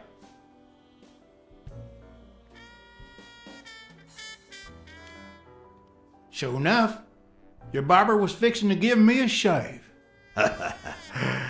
You can get a good shave at another time. Billy Bob is always at our beck and call. Of course. Hey, come on. Let's get in there before they finish all the bourbon without us. I haven't frisked him yet, sir. I don't think that'll be necessary. Mr. Farnham here, he's an honest Texan. And I'm sure he'll hand over his weapon if we ask him to. Right? Oh god, try to remember.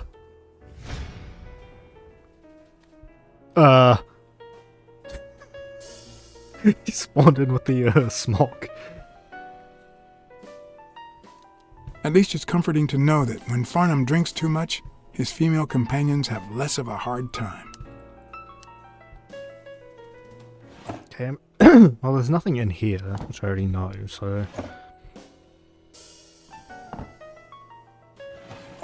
Not even a Bible.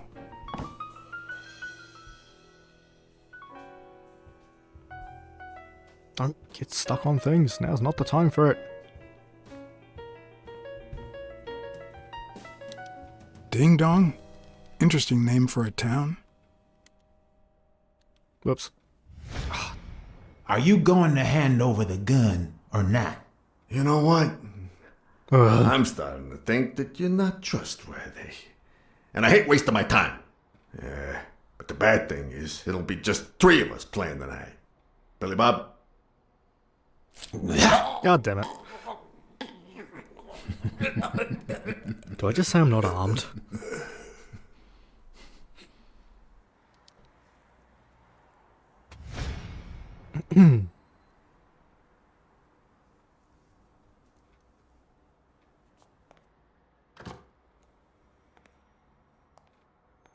Don't tell me, Billy Bob. This here is my new friend Farnham. Am I right? Sure enough, your barber was fixing to give me a shave. You can get a good shave at another time. Billy Bob is always at our beck and call. Of course. Hey, come on. Let's get in there before they finish all the bourbon without us. I haven't frisked him yet, sir. I don't think that'll be necessary. Mr. Farnham here, he's an honest Texan. Although and a I'm Texan sure without he'll a gun? hand over his weapon if we ask Suspicious. him to. Right. I will try it. I would if I had a gun on me, but I don't. Are you kidding me? An unarmed Texan? Yeah, exactly. I already told you, I'm not carrying a gun. That doesn't sound like the man Kenny told me about. And you know what? I've had enough. Billy Bob? God damn it. I've watched this cat die so many times.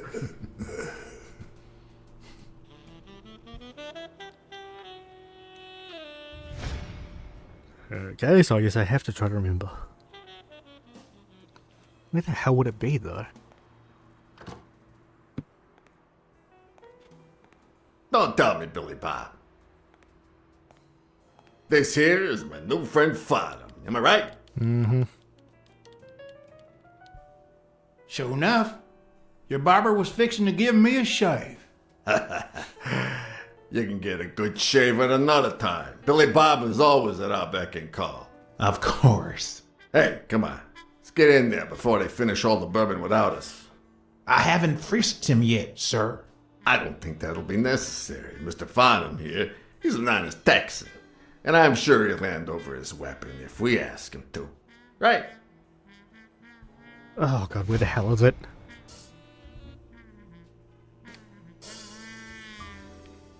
Okay, I know it's not on the table.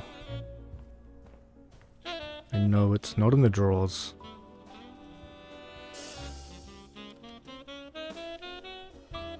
Is it in the coat, maybe?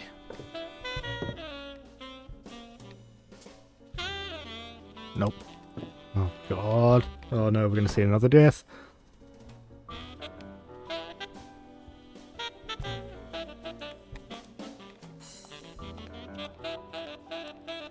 Oh, we're absolutely about to see another death. I'm sorry.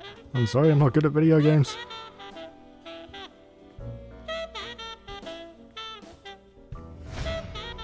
Are you going to hand over the gun or not? You know what? I'm starting to think that you're not trustworthy. We may be stuck on this for a while. And I hate wasting my time. Yeah, but the bad thing is, it'll be just 3 of us playing tonight. Billy Bob? Okay, it's less jarring after the 4th time.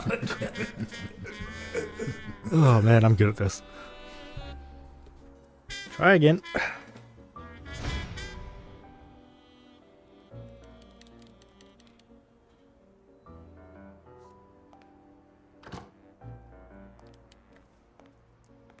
Don't tell me, Billy Bob. This here is my new friend Fodham. Am I right? Yep. Sure That's enough, me. Your barber was fixing to give me a shave.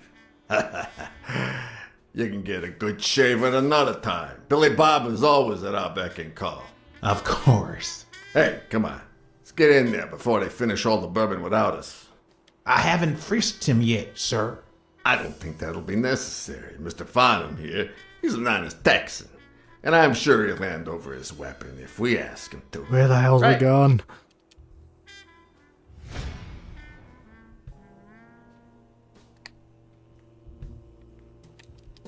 No, not that. Ding Dong? Interesting name for a town. No, not that. Leave it.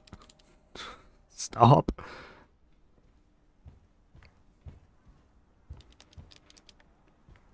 Can't search him.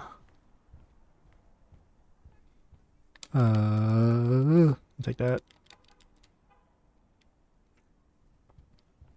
Oh, wait, there's another side to it. God damn it. That's kind of on me for being stupid. No matter how superficial someone may seem, there's always a way to win their heart. Hey, I found it. First try.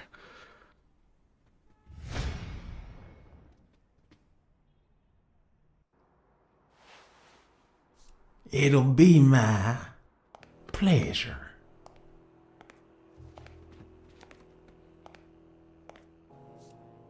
Yeah, we did it. Welcome, gentlemen. Chips are on the table and guns are in the safe. Now, we got a lovely night of poker ahead of us full of smoking and bourbon. So let's get started. Take a seat, Mr. Farnham. Let me introduce you. To my right, wearing gray boxers and weighing in at 140 pounds, the owner of Pink Vice, the largest meat market in all of Manhattan. In other words, A real son of a bitch. No offense to the women he exploits. Our reigning champion, Oswald Quince. A title I aim to keep, provided our new contender here doesn't interfere.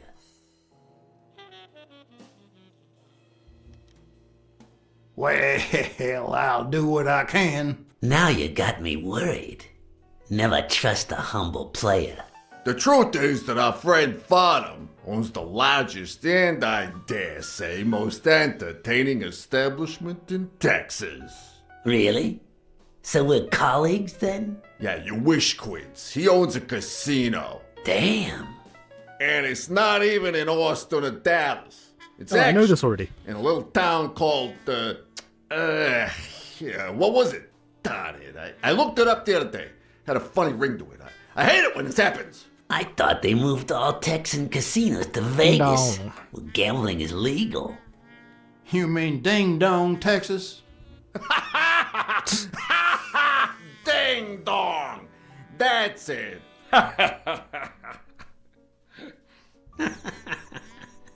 Who'd ever think of a name like that?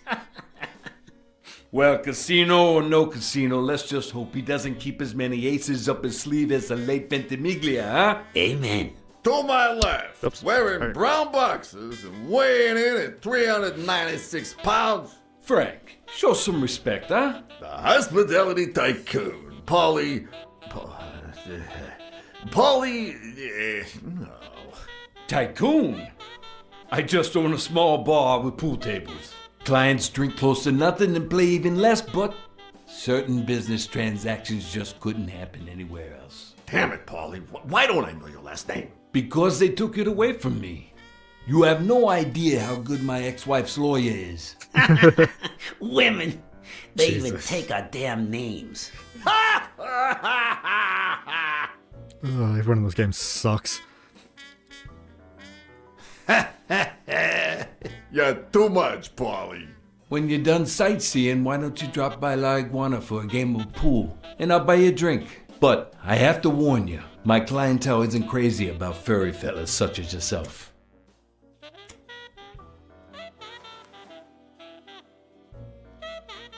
Sure, I love pool. Thanks. I love me some pool. Perfect. It'll be my pleasure. You looking to start your own pool business, Farnham? This guy here wants to start a boxing association in Texas. And guess who he's turning to for advice? To be honest, several things got me worried, so I'd be much obliged for any counseling. So, what worries you?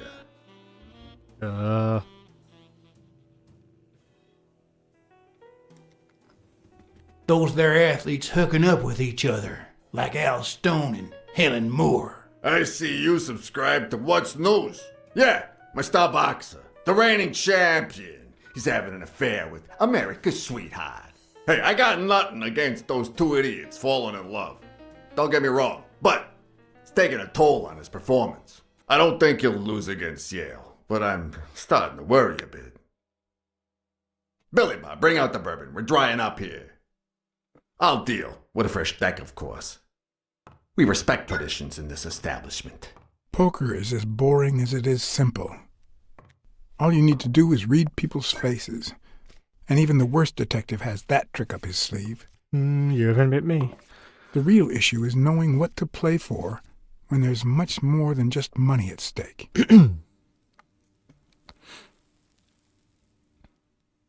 Play to win. Damn it! What again? How many games have you won, Farnham?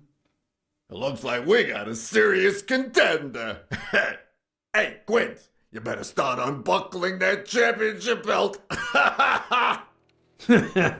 This ain't over yet. Mark my words. Farnham will be calling his wife before the night is over. Ha! Oh, hey, by the way, did you guys hear about Kenny's wife? Pretty tragic, huh? What happened? Oh, plain bad luck. Hey, God. Farnham, I'm sure you know more about it than I do. Try to remember.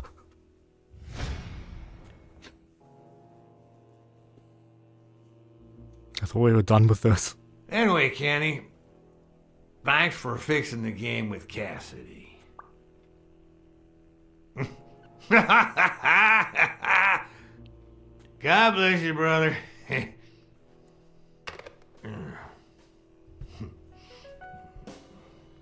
Craziest goddamn Texan in New York. And the poor fella's already got enough on his hands now that his wife... Let him talk. Women just gotta have their vices. But she's in a rehab clinic now, hooked on tranquilizers and all that. That's it, tranquilizers. Don't tell me women don't have their vices, too. Bring out the bourbon, Billy Bob. Come on. Give me the Maybe bourbon. I spoke too soon when I said that poker is easy for a good detective.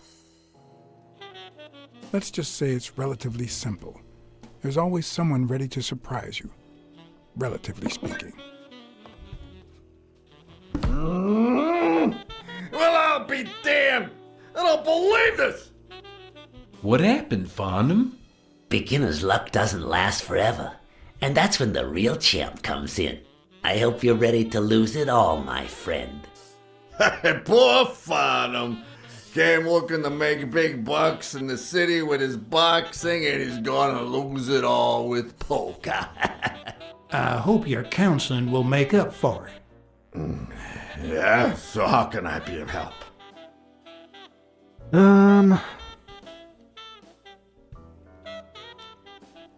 Having to compete with illegal gamblers like that O'Leary fella. Huh?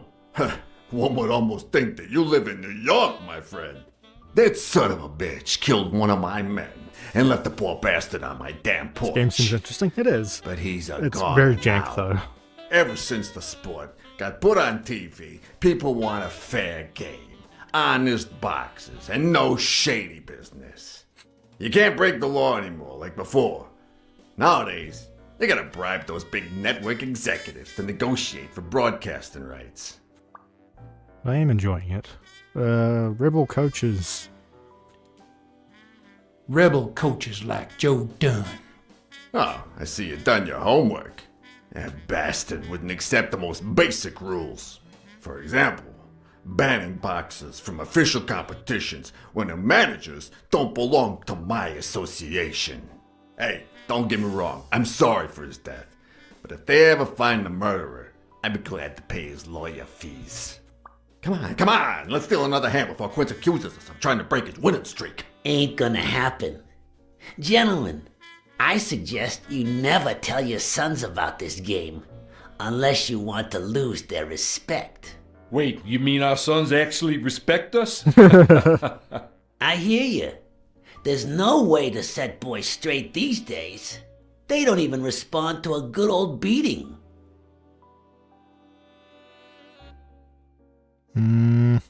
Texan boys do. I dare say Texan boys do respond to a good beating. Hey, careful, Quince. You're talking to a pro. So, Kenny told me you had quite a house full. How many kids you got in that house full of yours? Oh, God. Why? Try to remember.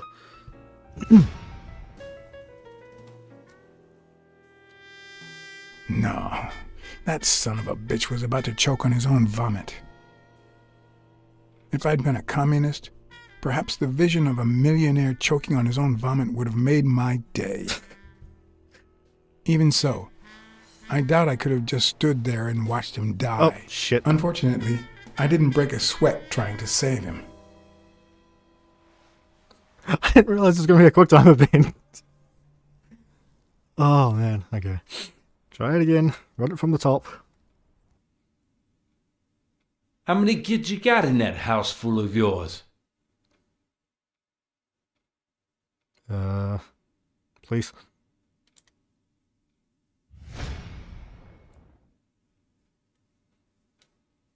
No, that son of a bitch was about to choke on his own vomit. If I'd been a communist, perhaps the vision of a millionaire choking on his own vomit would have made my day. Oh, trust me, you don't have to be a communist. Even so, I doubt I could have just stood there and wrong watched button. him die. Unfortunately, I didn't break a sweat trying to save him. I swear I'm not doing this on purpose.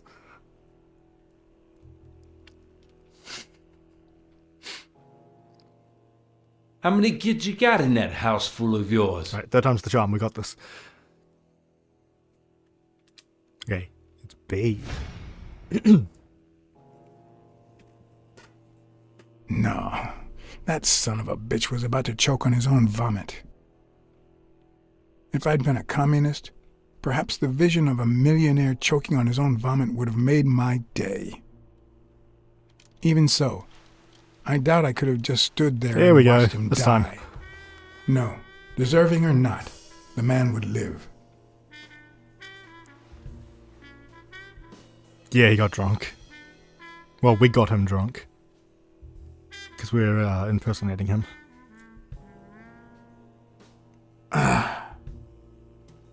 Six. Okay, he's got 6 kids. 6? Well, that's something. I don't know how you deal with all of them. All boys? Does it have to be now? Oh, never let Quince near one of your daughters. No. Come on, Folly. Ah, Children are sacred. I won't lay a Cassidy. finger on them until they're 12. Jesus After that, Christ. well, let's just say some men No, stop talking. have needs that Stop. can only be met Stop. by a young girl that age. Stop If you talking. know what I mean. No. I Are don't you know what alright, mean. Farnham? I got the ick. I hate you. I hope you die painfully.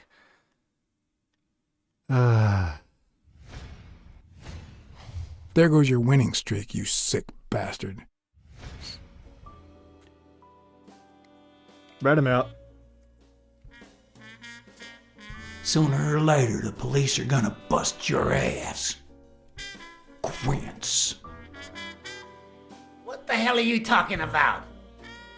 I bet you're as bad at hiding those poor girls as you are at keeping that ace up your sleeve. What? You lying piece of shit. Quince? Don't believe a word he's saying, Frank.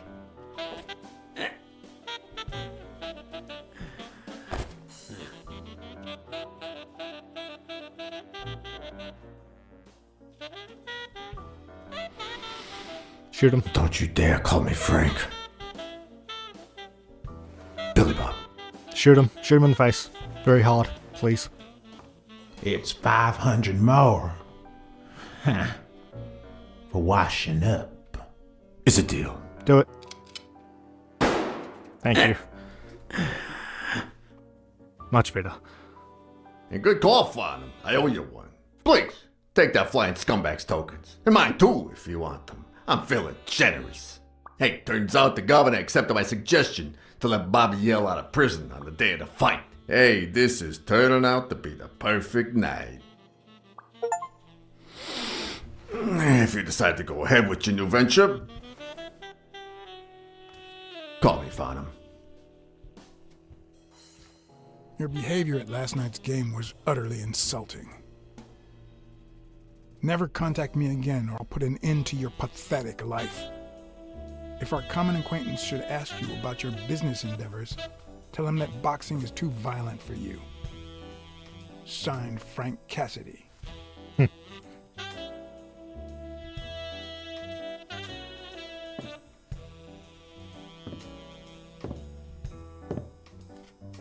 That was the last thing I was expecting.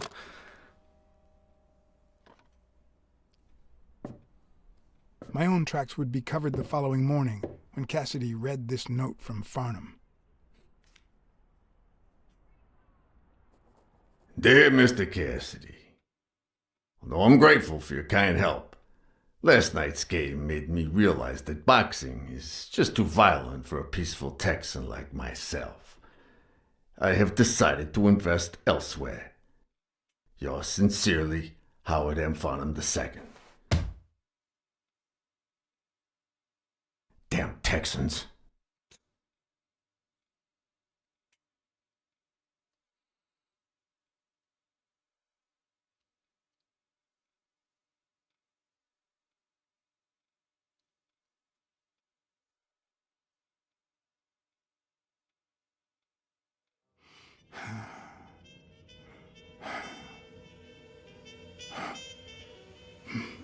Oh, I guess that's his sister and his nephew. Oh, okay, I get one guy. As for me, okay, it was the first time in days that I had gone to bed without my daily beating. Oh yeah, so it is. A real shame.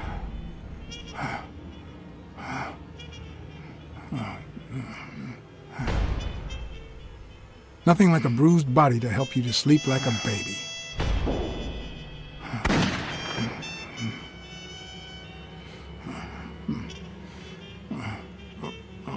Maybe I should have given myself a beating.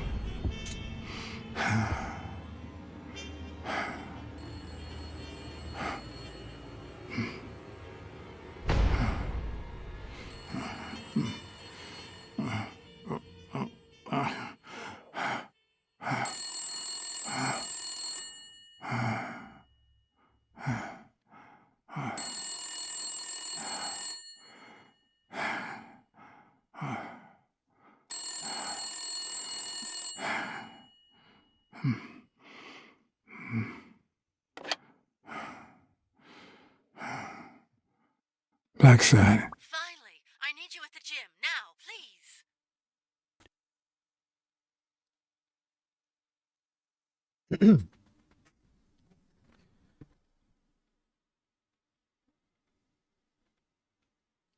Oh god, I hope they never make me do that timed event thing again. Too stressful.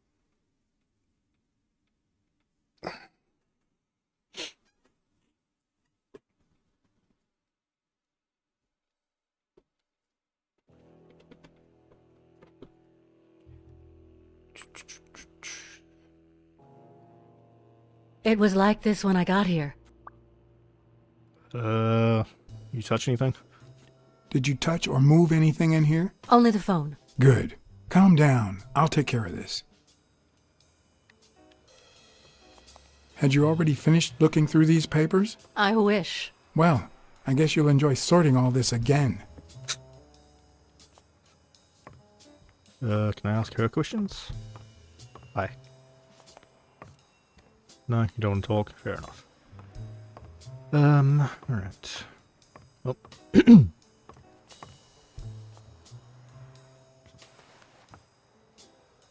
Bingo. What is it? Oh, nothing. Just a freshly signed contract.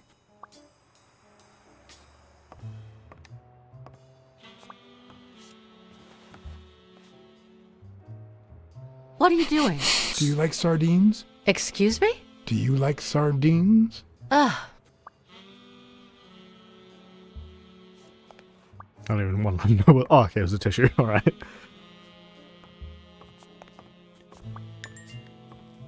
Oh, we got connections to make. Hell yeah. Alright, let's make some connections.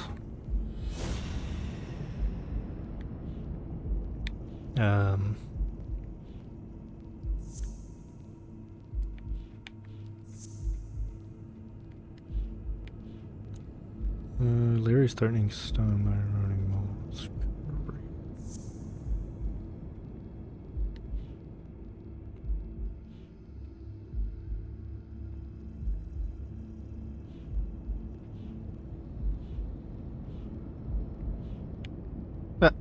What? Hey.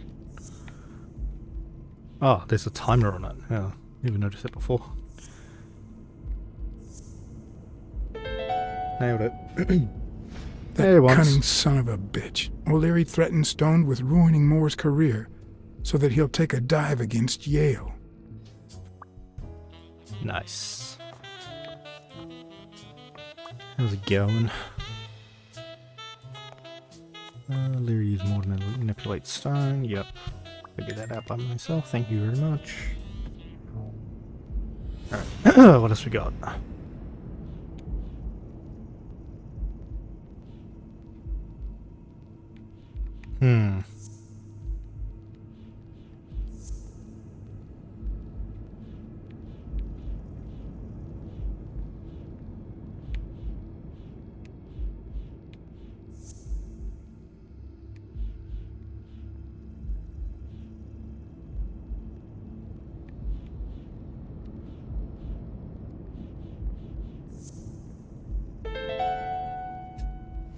Maybe O'Leary accidentally caused the death of Yale's North father. Korea and Yale. So now he tries to Yale's make a up for it character. by I didn't know we got secretly North helping Korea. advance his career?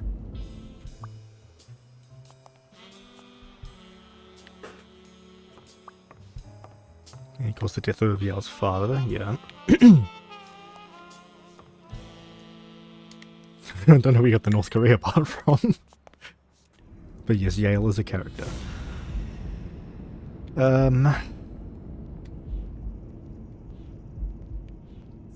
Wonder if we do that with...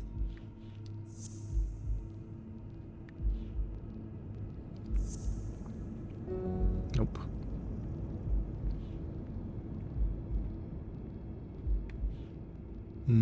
Oh, actually I could probably do that and that. No, the footprints don't match. Or if O'Leary killed Dunn, he did it without stepping in the paint, or in different shoes. Okay, we should still have one more deduction.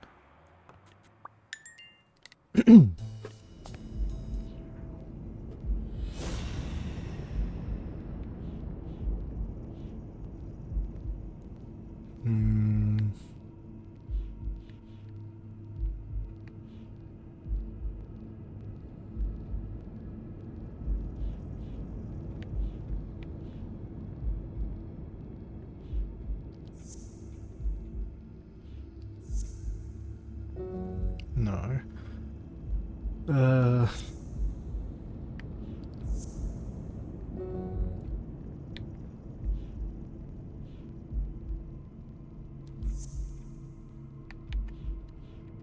Let's probably do this. Give me the right one. There. It's pretty clear that Helen Moore's cigarette case was a gift from O'Leary. I'm doing good. Just vibing. Oh, get another one. Okay.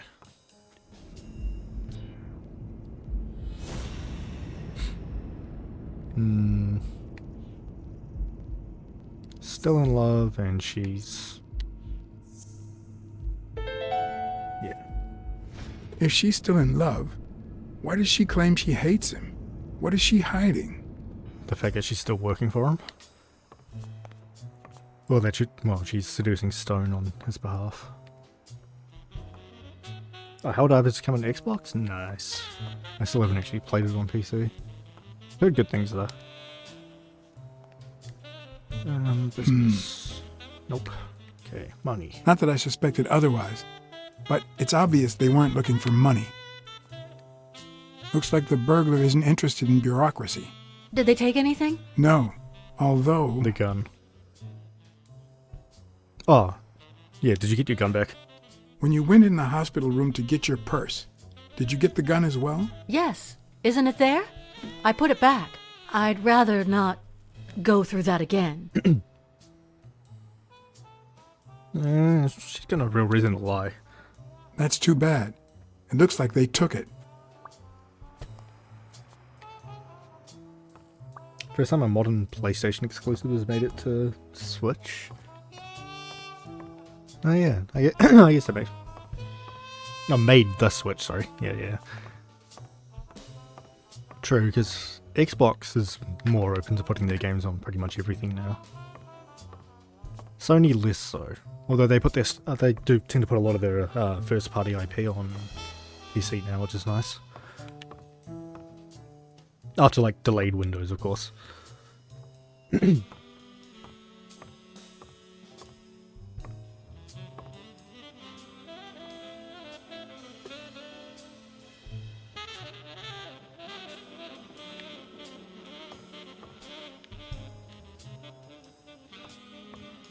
Is this yours? I think it belongs to the new cleaning lady. Mary just wasn't working out, so she left. Clarice Freeman? Yes. You think she did this? Mary wasn't working out. Why? Because she was engaged to your father and you didn't know? Yeah, fair enough.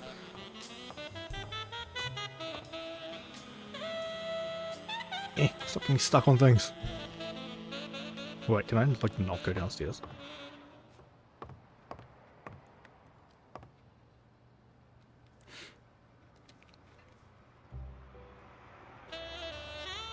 Yeah, exactly. Yeah, Xbox has PC Game Pass. Piece of jean fabric.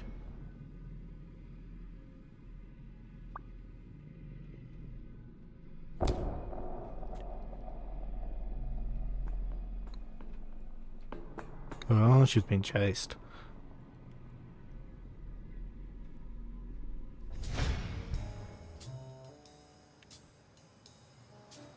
Because I'm sure Death Stranding 2 will come to PC eventually. Wait here, please. Which I want to give the first one another shot. I haven't played it since like launch on PS4. I thought it was okay, but it's one of those games that should appeal to me a lot more because it has a whole bunch of things that I like in it. But for some reason it just didn't work for me. Oh, she did.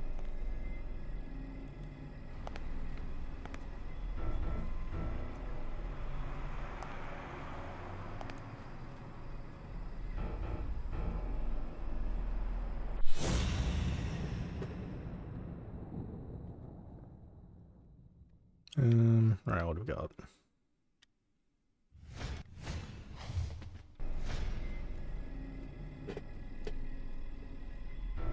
Ah, damn.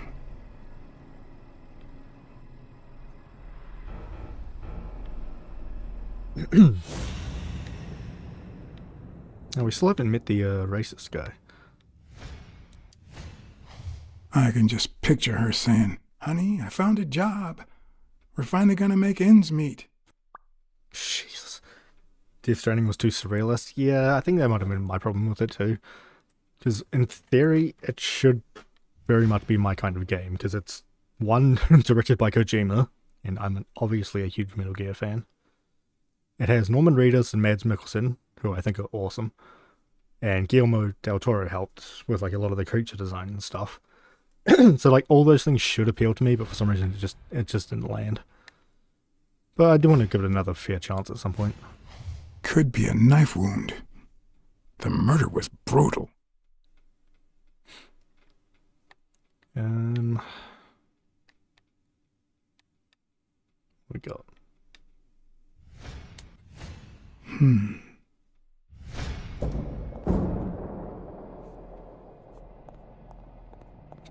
Sweet running animation.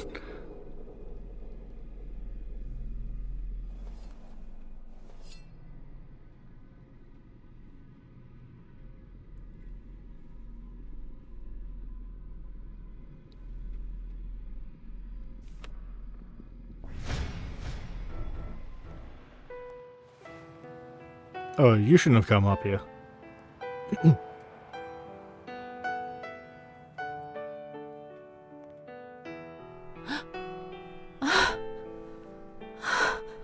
Yeah, she did.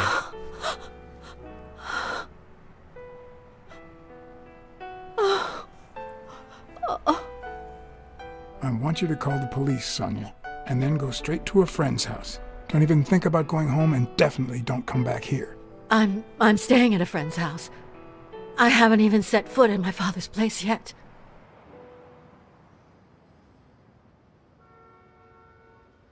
She like dead, yeah. Good. Do you have the keys? If the murderer didn't find what he was looking for, that might be his next stop, if he hasn't been there yet.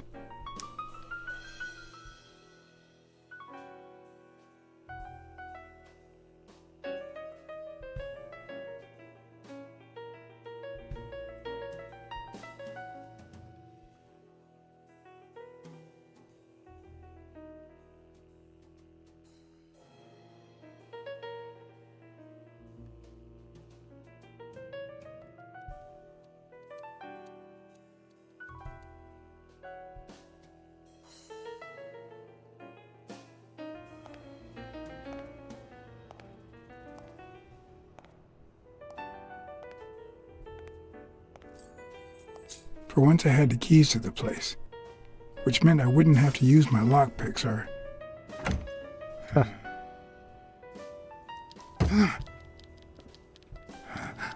Oh.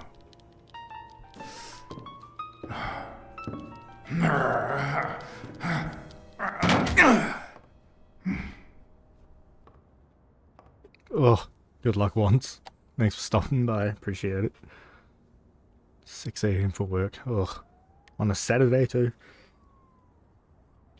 Brutal.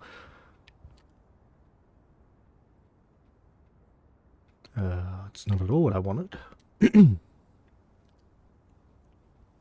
just wanted the card. Leave me alone.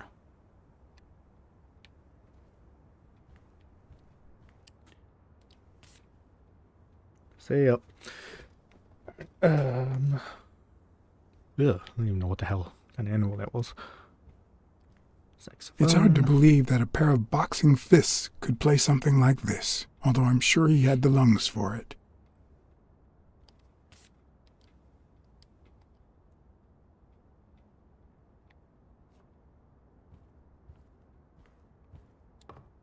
Oh my god, there's so many collectibles. You have to follow an entire guided playthrough. Because there's no doubt I've missed a bunch. It looks like Dunn had already begun to move his things.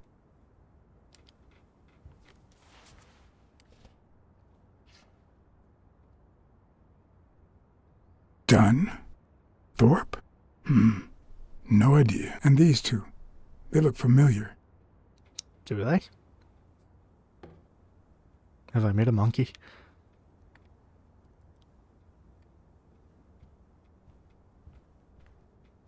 Or maybe they're like other sports stars in this world or something.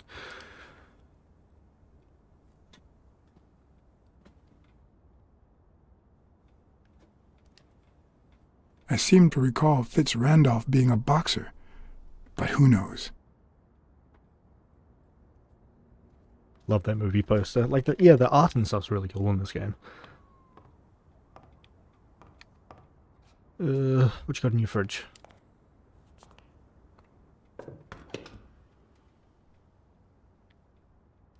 Ready-made meals on airplane trays in front of the TV. Who would have thought we'd end up eating like this? Dunn died 4 days ago, and that lettuce still looks okay.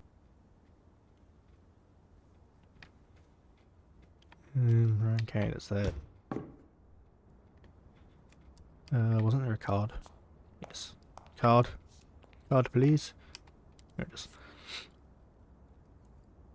They mix up the names of old actors. That makes sense. It'd be like a nice Easter egg for film buffs and stuff. Property sale. Of course. Now I see how Dunn bought the apartment he was going to share with Mary. This place has to be empty in 2 weeks for the new owners. I wonder if Sonia knows about this. Turn. Oh.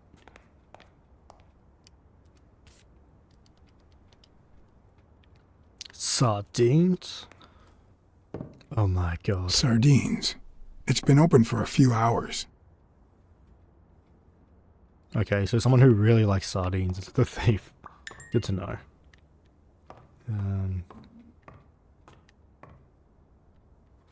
Oh, okay, this place is pretty big.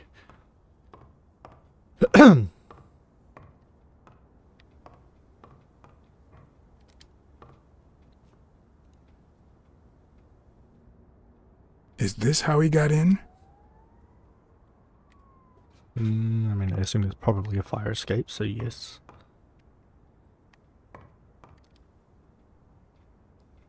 Aww.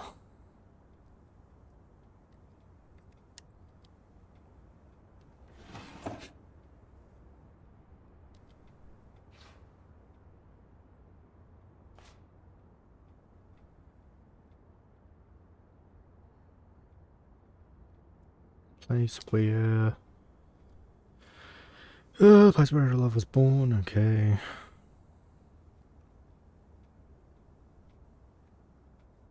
Give you this ring. Oh, okay, he was writing his proposal speech. This is too private.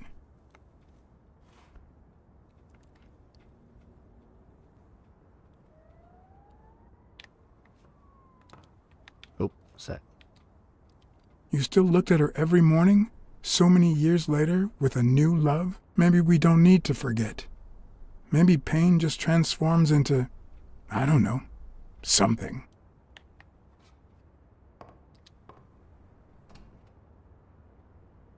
Another empty closet. Okay. What else we got? Elaine. I think that was Dunn's wife's name, according to Jake. Ah.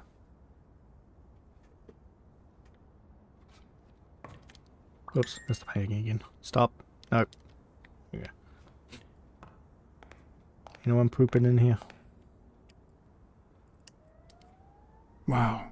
Could Dunn really afford such luxuries? Or did he only want to impress Mary? Oh, the toilet. Okay. Well done.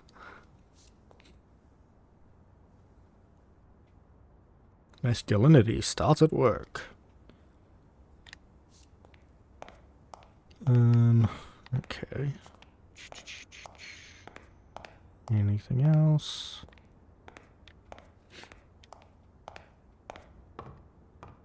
Stop getting stuck on things.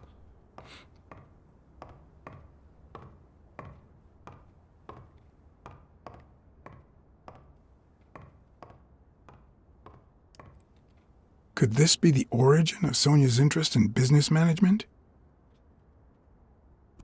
Oops, sorry.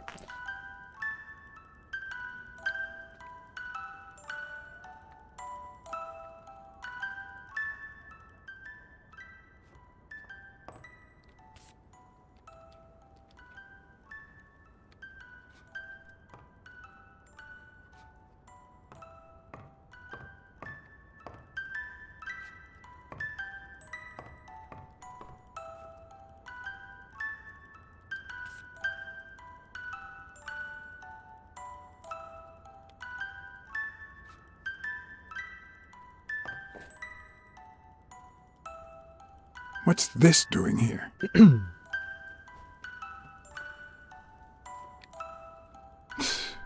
No matter how hard I look, I'm not getting anywhere. What the hell was the burglar looking for? And most importantly, did he find it? Mind Palace.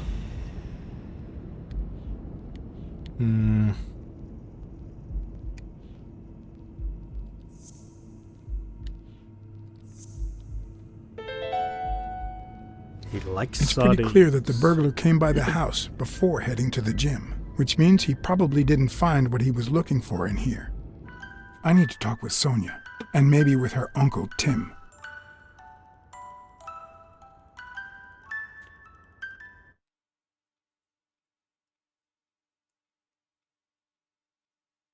It brings back... Oh, what the hell? I don't know. Bad memories? A pessimist, are we? Always. It's like remembering the last day of summer. Scenes full of joy, picturesque landscapes, and yet the light is faint and the air is still, the calm before the storm. Bro, you were going off to war. I know that feeling. I figured that much. I can see it in your eyes. We met in the Army. We were all professional athletes. They called us the Olympic Five. Who's the guy on the right? Angus Mitchell, our combat medic, and a doctor with the New York Warriors. It was Spanow who got him assigned to our platoon. Was Dunn already boxing? Yes, he was. I had already seen him fight before I even met him. He was as humble in the ring as he was in life. He'd always let his rivals take the initiative. I remember how he barely dodged the blows. If you didn't look at his feet, it seemed like he wasn't even moving. And the footwork, pure dancing. You could almost hear the music. The song would play until his opponent was exhausted. Then came the drum roll, followed by Dunn's victory by KO. What about you? I had just signed with the Milestones. I hadn't even played my first game, but people said I had a bright future ahead of me. And you did. And you did. The cop at the hospital sure seemed happy to be the proud owner of a Tim Ironarm Thorpe autograph. Who would have thought that I'd end up becoming Tim Iron Legs Thorpe? What happened? I fought the Nazis for 2 years, up there in the sky, over Europe. And I never set foot in a field hospital. 3 years later, I crossed the street without looking. And look at me now.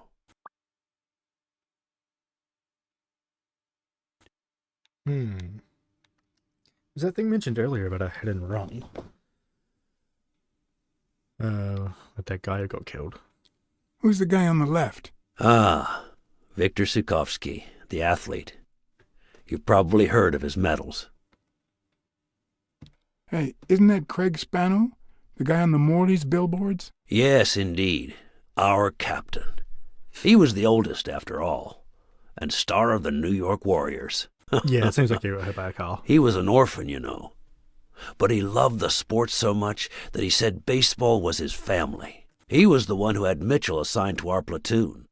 What happened to all of them? Zukovsky died the same day they injured Dunn. Dunn received an honorable discharge and came home. He quit boxing and opened his gym. Mitchell was redeployed to a field hospital. Spano and I continued in the same unit, but nothing was ever the same. You see what I meant with the last day of summer. And after the war, well, who the hell cares? I do. What happened to Spano? What happened to Spano? Well, you've seen the billboards. He made it big time. When I was forced to retire, I got him some advertising deals. That's how I founded this agency. But then, something happened to him. He became sullen. He fell out of shape, and slowly but surely lost touch with reality. He withdrew from public life and broke off our friendship. Haven't heard from him in, 3 years? And believe me, I've tried to contact him.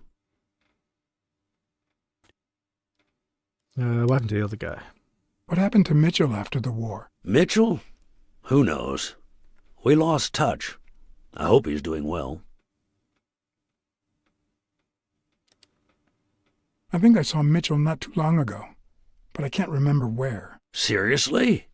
Please try to remember. I'd love to hear from him See again. the fake doctor? I'll do my best.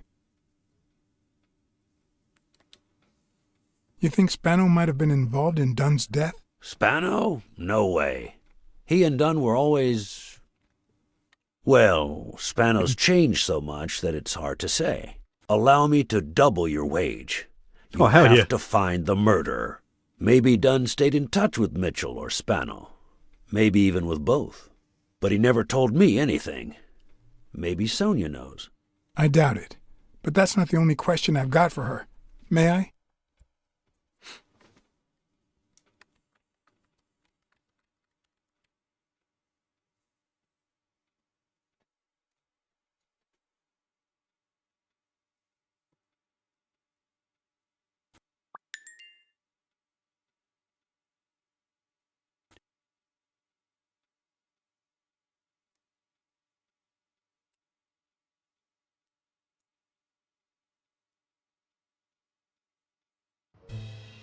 Yes?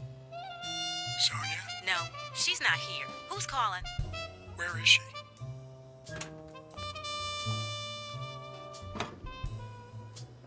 Damn it, didn't I literally tell you not to come back here?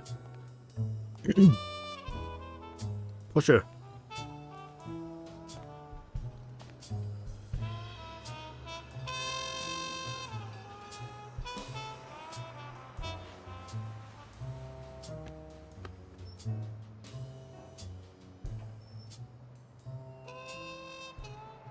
Don't do it. Please don't. Have you ever wished you'd never been born? What? Oh, all the time. I live with that constant thought. Then we're both in the same boat. Are we both First jumping? time was right after moving to New York.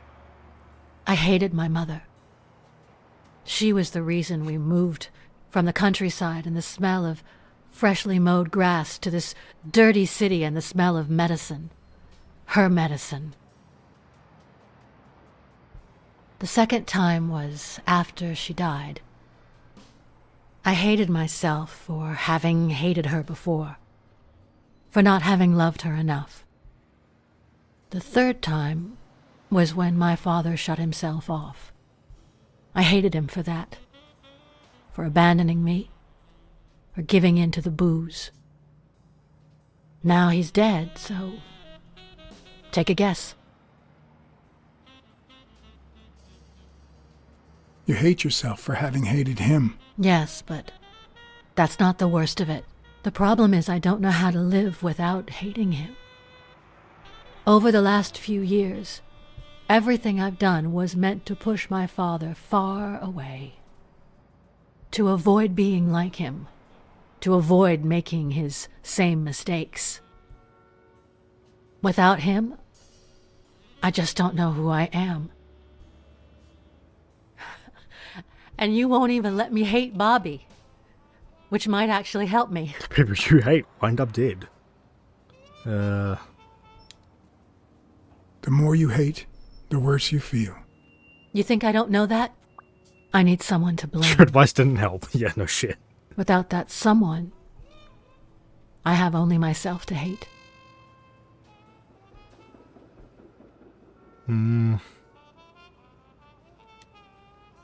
I'll find the person who did this. I promise. Let me have my doubts. Although, you've already come so far. I'm sorry I haven't been a little more grateful. In any case, you shouldn't hate yourself. You are... No, you have such good qualities. Hit it with the triple whammy. You're kind, smart, and beautiful. Are you really trying to flatter me now? Absolutely. No, seriously, I didn't mean to... Sorry. Anyway, can we just drop the subject? Compliments bothered. Did you go to my father's apartment? Yes. Pretty sure that's the thief Riz went right there there. before coming to the gym, which leads me to believe he didn't find what he was looking for. And what was he looking for? That's what I intend to find out, with your help.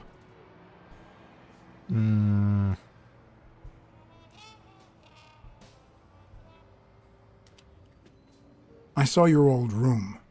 That's embarrassing. Stop, or I'll end up hating you.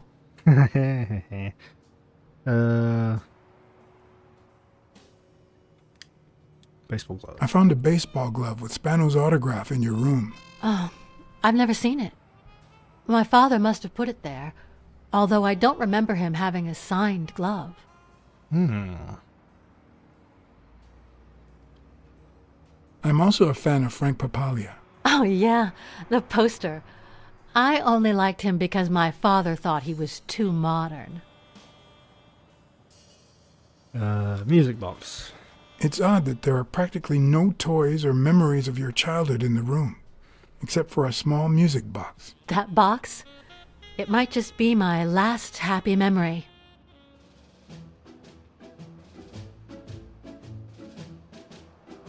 It's from before my mother got sick and we moved here.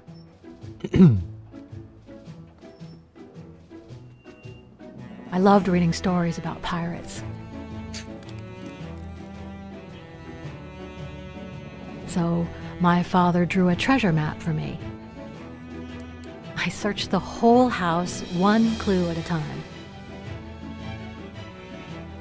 It led me to this enormous tree in the yard where Daddy had put up a tire swing. X marks the spot, so I dug to find my treasure. I loved the music it played, the ballerina, and the little secret compartment. There's something in this. Oh, the secrets I kept in there. I think it's the first time I heard you call your father Daddy. Really? It was a different time. She didn't know.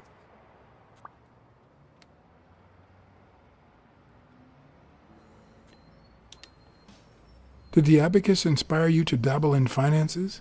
The most useful gift anybody has ever given me. From Uncle Tim. I don't know. A gift from your Uncle Tim? He used to say that in this day and age, a woman should know how to count. My father didn't agree, but he didn't oppose it either. People thought he was a liberal because of his attitude towards racial issues. But at home, things were different. Okay. Your dad had great taste in music. So, better taste than I had as a child? Well, now you've put me on the spot. You don't know how happy that makes me. I found a picture taken during the war. The Olympic 5. Did you meet any of them, besides your father and uncle? Well, Uncle Tim actually isn't my uncle. No? He and my father loved each other like brothers. Did he tell you that he saved his life? Thorpe saved your father? They were flying over Brittany in a 3-unit fighter plane. Zukovsky was the pilot, my father was the co-pilot, and my uncle manned the machine gun. Suddenly, enemy fire killed Zukovsky and injured my father, which is why he never boxed again. My uncle jumped out of the gun turret, ran to the cockpit, and managed to pilot the plane to safety. Oh, the times my father told me that story. And now...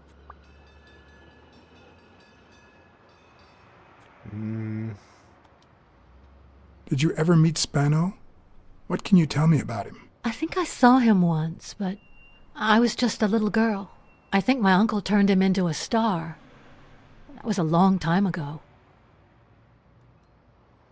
Did you ever meet Mitchell, the doctor? Mitchell? The lizard? No, never. Why? Oh, right, he was nothing. the doctor, of course. I think I've seen him somewhere. So, yeah, he's also the fake doctor. Or the doctor pretending to be Yale's doctor.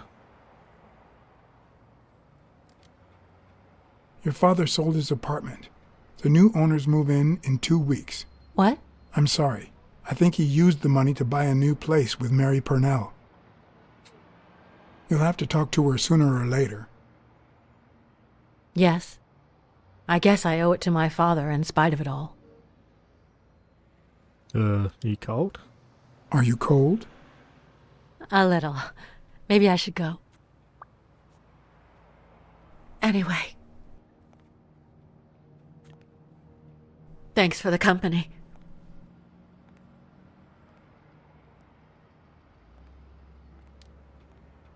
Sonia, don't come back to the gym, okay? I told you, it's dangerous. Aren't you coming?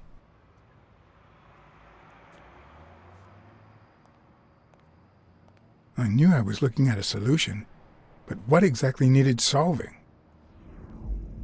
Mind Palace. With a tree. Right, yeah.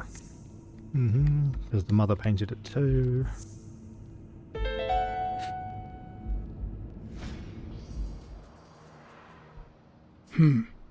Maybe Dunn used the same hiding place once more. Oh shit. Push me. Do it. I'll never understand why detectives and criminals bluster while they fight each other in their pictures. What a waste of breath, focus, and energy.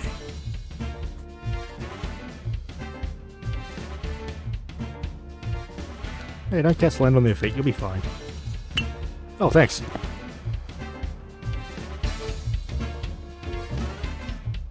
Oh shit. Jesus.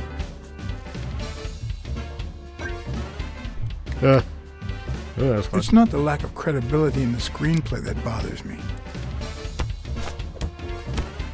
Ow. Plus, it's actually pretty handy. When a crook talks to you in the middle of a fight, you know you're up against a rookie.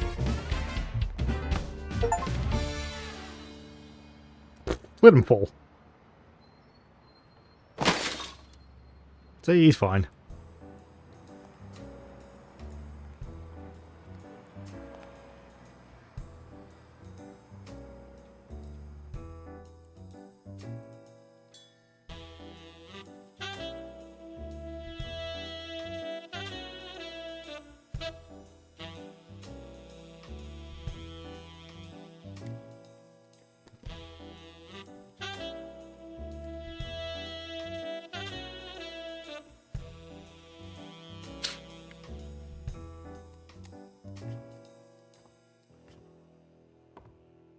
What did they say?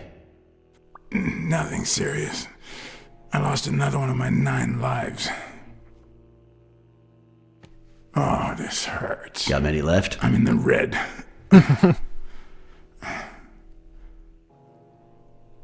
He hasn't woken up yet? Nope. We're gonna be here a while. Vulpine, 7 letters. Wait, what?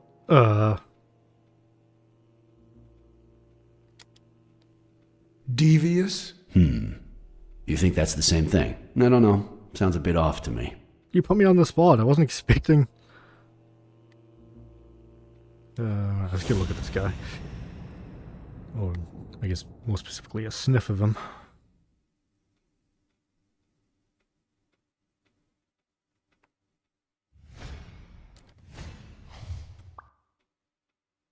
He reeks of sardines, huh? Think we found a burglar.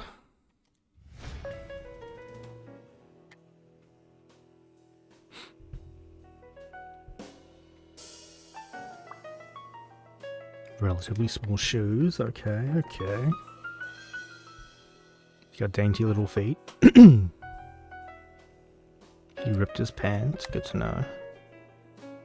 Wait, I know. Vulpine, 7 letters. Cunning. What are you looking for? Nothing. Will he live? He'll live. So what have you found out?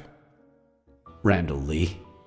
Apparently in love with our penitentiary system, judging by the frequency of his visits. Theft, assault, extortion. You know, minor things of the sort. Any partners? Always works alone. He's never ratted out his employers, provided they exist. Did you find anything? Is this our man? Do you have proof? Okay. Well, we know he's the thief.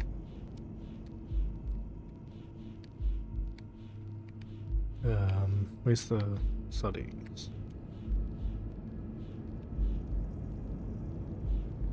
Okay, hold on. He signed a document with his foot. Small shoes with paint on them.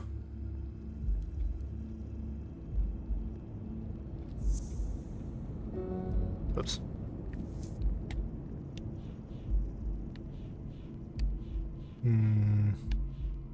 Oh, and the jeans is the rip.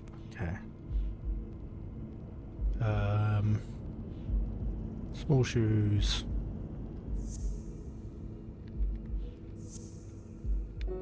Whoops.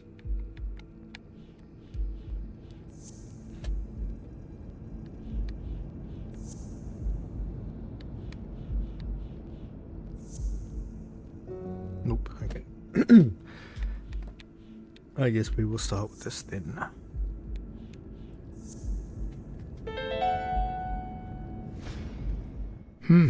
Looks like we know who tore his pants following Clarice Freeman up to the rooftop.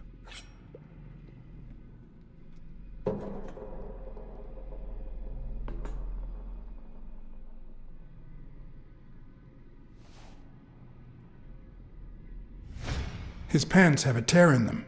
I found a piece of that same fabric at the gym, on the stairs that lead to the rooftop where we found the second body. Makes sense, but how many pairs of ripped pants are walking around New York City? I don't call that evidence. Okay.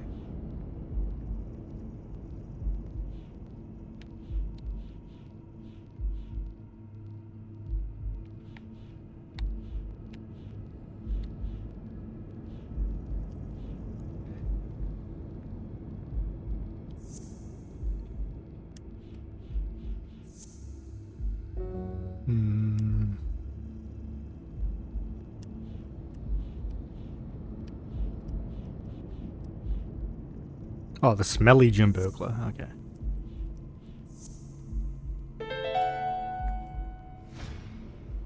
The guy who broke into the gym in Dunn's place has a thing for sardines. Did you smell his breath? Right, because there's only one sardine fanatic on this side of the Hudson. I need something more.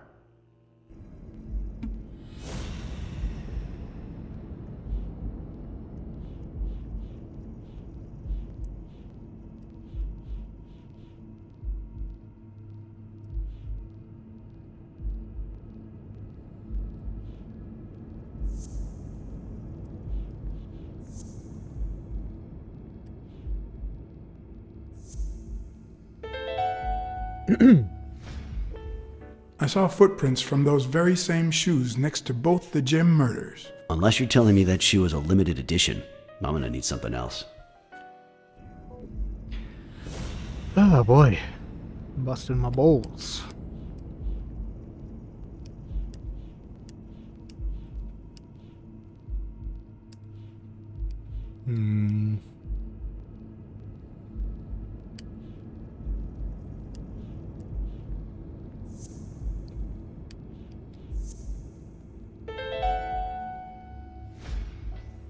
One of the thugs that attacked me the other night had a snout just like his. I'm sorry, but you can't incriminate someone based solely on species. What else you got? Say right. What more do you need? Take care. I've given you Appreciate 4 your pieces of popping by. evidence. None of which are conclusive. He tried to throw me off the rooftop. Yeah, you're right. I'm sorry. He's our man. No, he's not our man. Make up your mind. He's just a puppet. Someone is pulling his strings. Could it be Yale? No. He's hiding something for sure. But I don't think he did it. By the way, was he discharged? His room is empty. They let him out yesterday. He's in police custody now. You can tell he's an athlete. Made quite the comeback.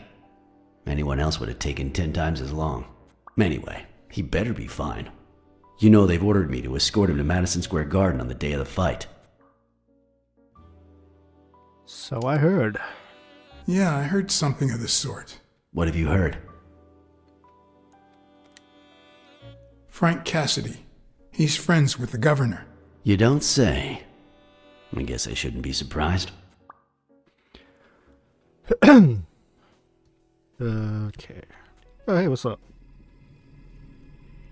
Quick, what do you want? Good cop or bad cop? Oh, bad cop. I'm the bad guy.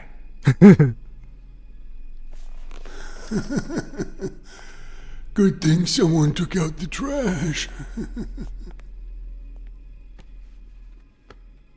Good morning, Mr. Lee. I assume you're aware that you're about to be accused of murder, and that thanks to the witness testimonies of Mr. Blacksad and Miss Dunn, your future's not looking too good. Go to hell, you dog.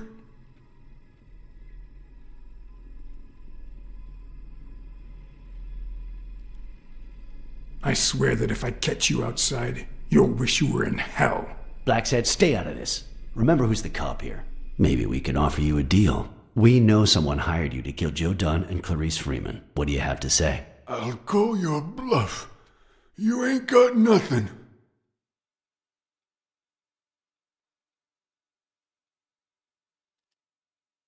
Your friend the Hellhorse doesn't seem to feel that way. Although I'm afraid he won't be talking anymore. Shut up, or I'll kick you out. If you tell us who hired you, we'll help you. What can you offer me? Let you live. How much is your life worth to you? Don't pay attention to him, Mr. Lee. We aren't vigilantes. But we can significantly reduce your sentence.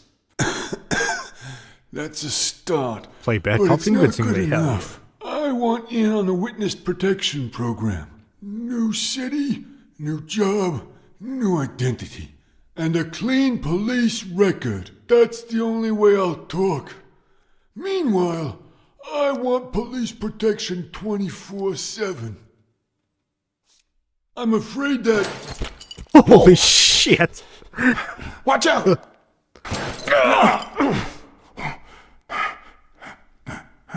Oh god, please don't make me shoot. Not in this game. That's not fair. The lag killed me. And yes, I know that's an excuse, but with this game, it actually was the case. I'm afraid that... Whoa! It's tricky to see that again. Watch out!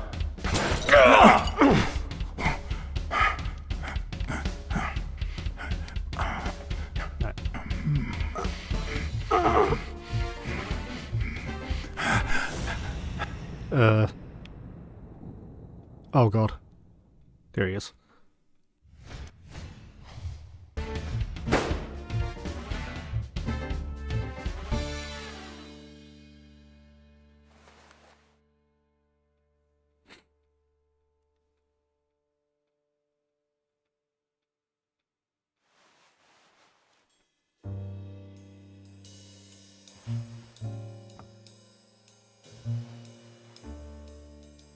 Luckily, Smirnov's wound wasn't as bad as Randall's. Unfortunately, the police found nothing on the nearby rooftops. Our best shot at finding the killer was gone, so I went back to my previous lead.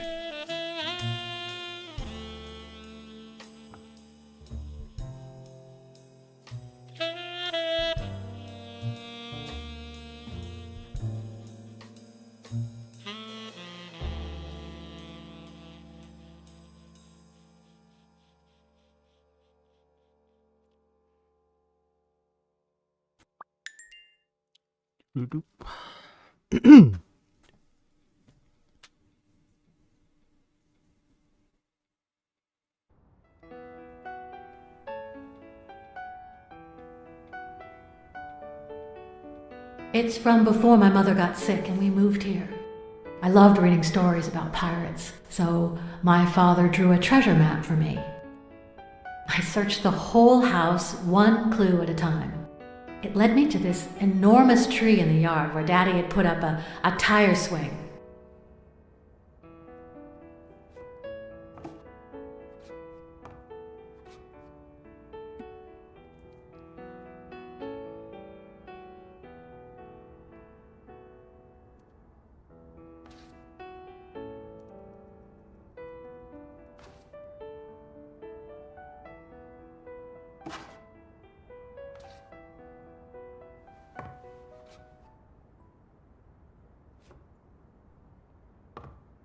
Ooh, another card.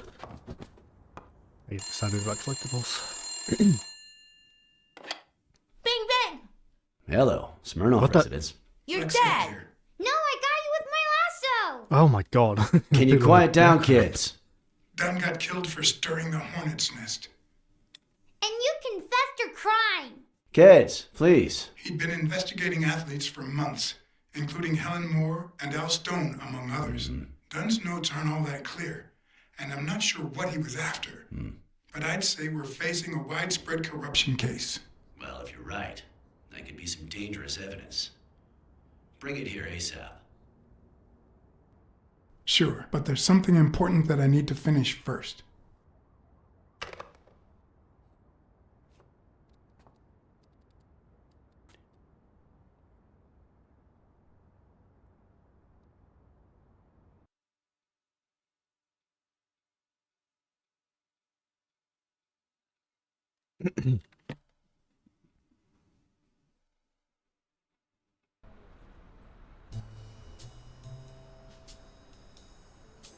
I wanted to follow a certain lead on my own before Smirnov had the chance to see anything.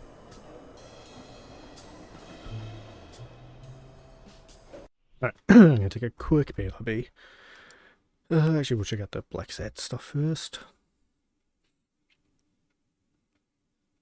Hell yeah. 100% romantic. 3% clumsy. Okay, that's not my fault. 95% profitable case. Because I keep taking bribes.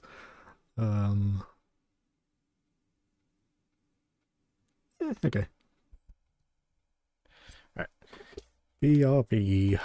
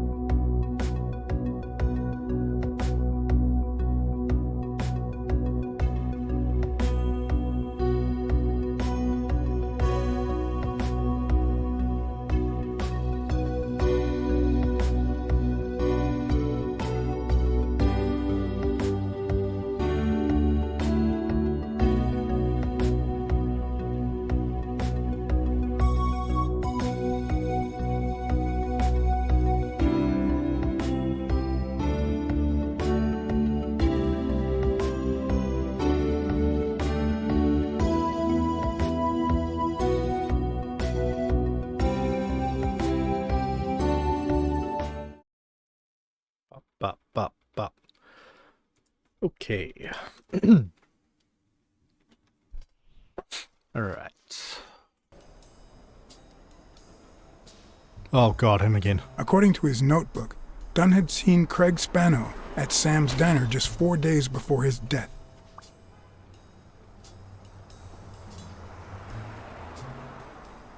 Scram, you son of a bitch! How's Mary? How is Mary? Playing the sad little victim at home. And here I am, up to my neck! What the hell do you care, anyway? Beat it! It might have been easier to slap the information out of him, but I decided to trust in a universal truth. Everyone is guilty of something. You don't know who I am, right? Don't know and don't care! Come on, spit it out!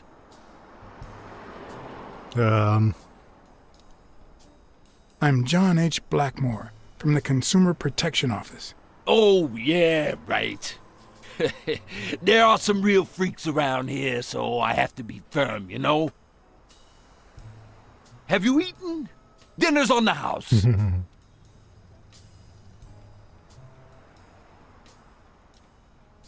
After you answer my questions. Sure, go ahead. Your call. Always at your disposal, Inspector. Ask away. Fear turned him soft and made him talk. Sure enough, Dunn had been there a few days back with a chimpanzee who matched Spano's description. Apparently, the guy still lived with his father. Dunn said he couldn't stay there a day more. For the time being, he would move into his place. Wait a minute here. What does consumer protection have to do with that chimp?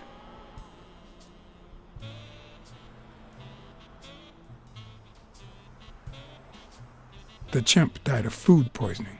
But wait! He didn't even eat! Which is even worse. You left him speechless. Or did.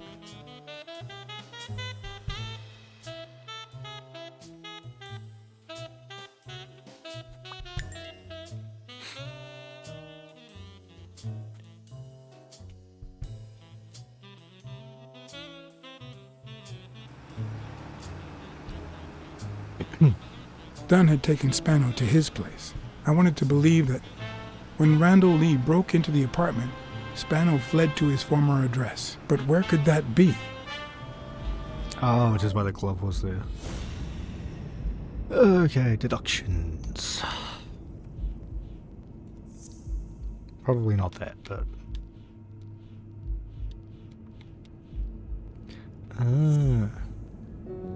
Wait, okay, hold on.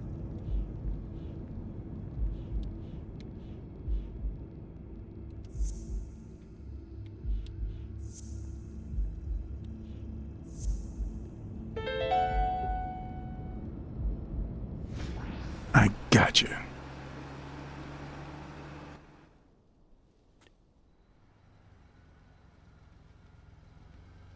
Oh, he lives in the cemetery. Oh, this is depressing. If the living have rich and poor neighborhoods, so do the dead.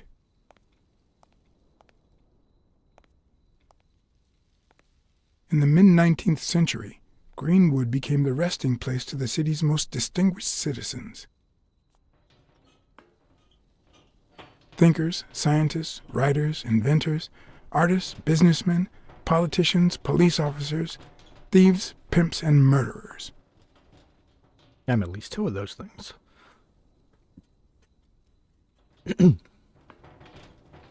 Here lie the bodies of the soulless minds that raised New York from the ground up. Now you know where to go to become somebody in the Big Apple.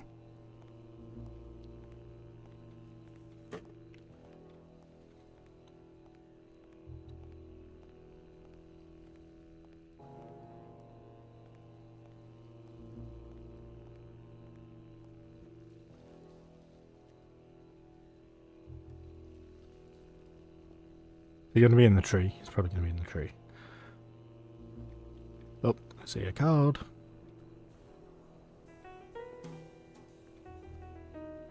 see a second card. Oops.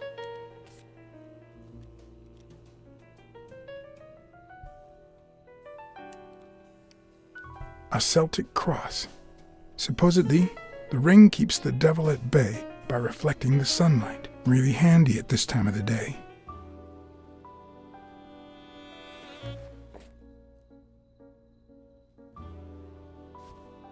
Oh.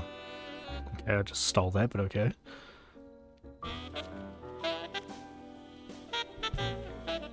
Oh, that's just a leaf. Damn it.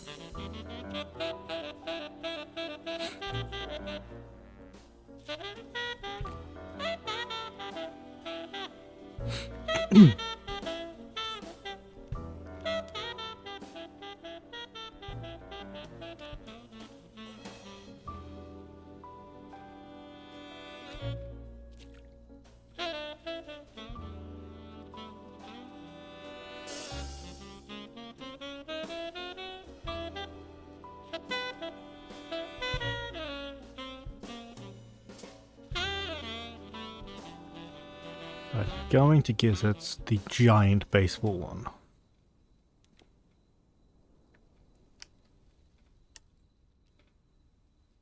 Jenny Boots.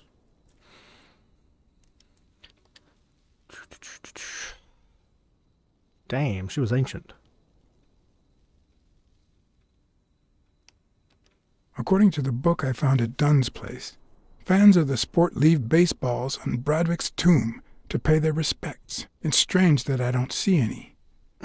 Maybe they're gone with the wind, or somebody claimed them as part of their inheritance.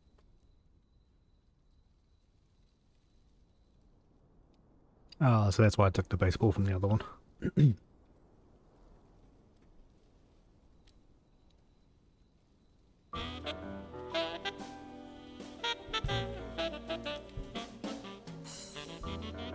It'd be even better with a skull between the bats.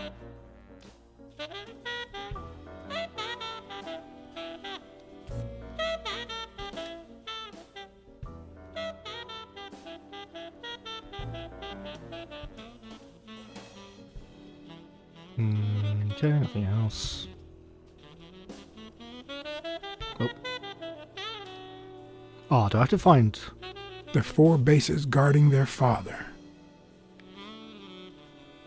No? Hmm? No, okay, whatever.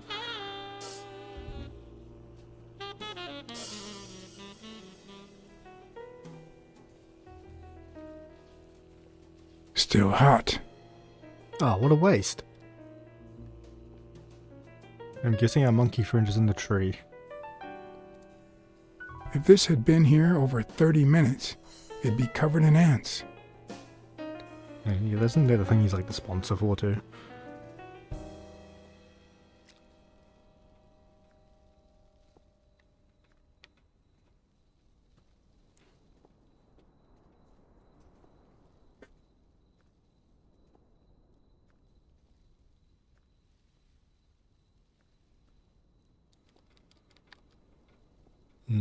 Okay, nothing there.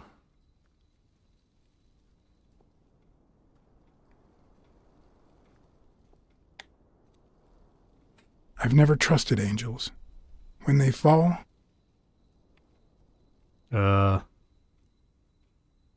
turn into demons. I don't They know. turn into demons. Completed Blacksad's silence conveniently. Okay.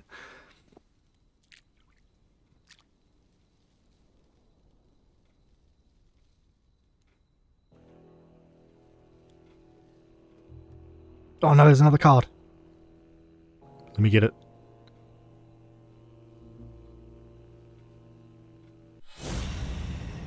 No, I need the card. Also, hi monkey friend.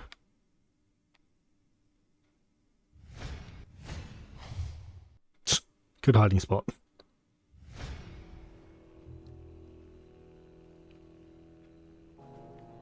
That smile.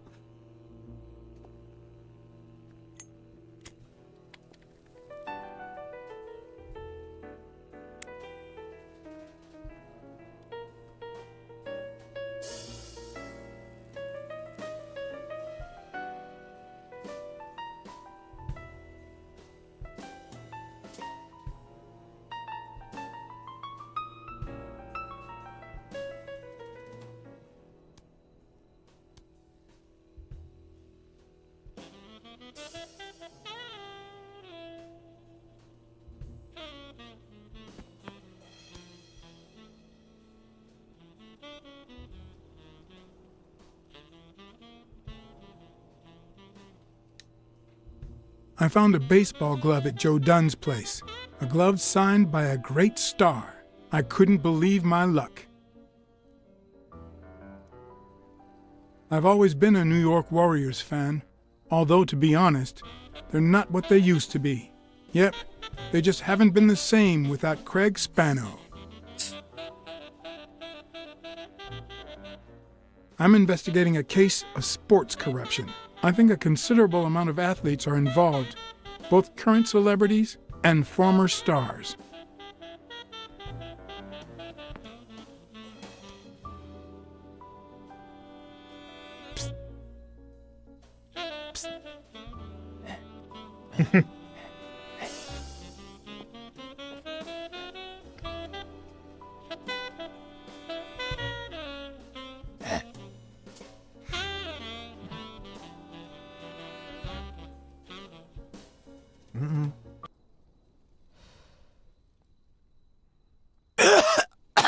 Marley's are the absolute worst.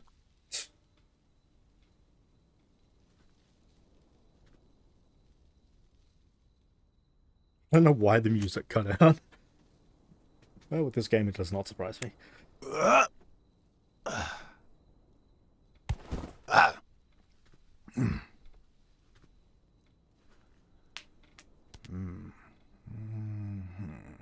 Who are you? I'm John Blacksad, private investigator. How's Joe? One question at a time. It's my turn.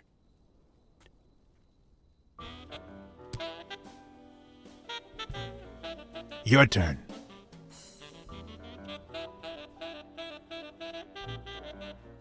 Why did you meet with Joe Dunn? Because he was looking for me. He came here one morning, but I was too embarrassed to come down. Because he left a baseball with his initials on by the tombstone. Sam's Diner, tomorrow, 12:30 a.m. Because he knew they want to kill me. What did he want from you? And who wants to kill you? One question at a time.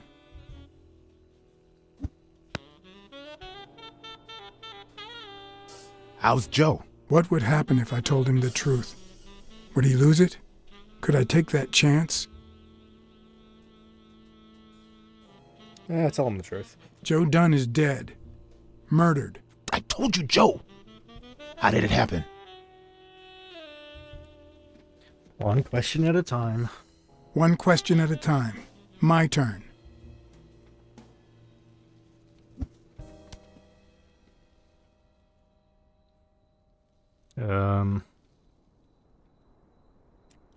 What do you want? What did Dunn want from you? He wanted to know who was playing dirty in the sporting business. Dirtier than usual, that is. Wrecked lives, careers ruined at the top of the game. He wanted to know if the same had happened to me. He wanted to know if the end of my career and my disappearance had anything to do with all that. He wanted me to confirm who was behind it all. The guy who had him killed. Our old friend, the surgeon.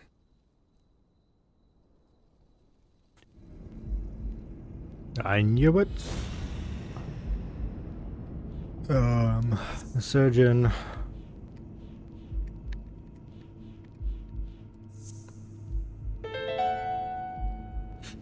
Is Mitchell the surgeon? Is he the person behind all of this? That surgeon you mentioned, is he... My question at a time.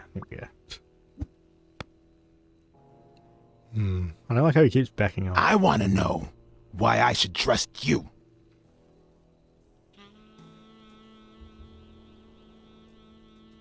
Oh,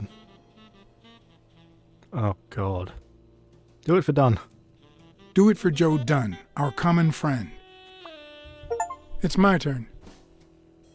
That surgeon that you mentioned, is he in this photo I got here? Ow! Hey! Knew that was coming.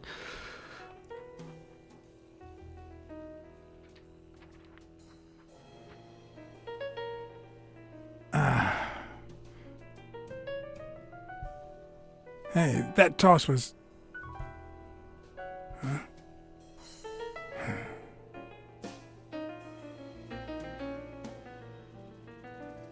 Both my ear and my self-esteem would hurt for days.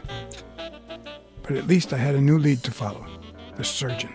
The bastard had avoided my scrutiny by passing as a hospital doctor. But now, all of my senses were on guard. No matter how good the disguise or how well he hid, I would find him.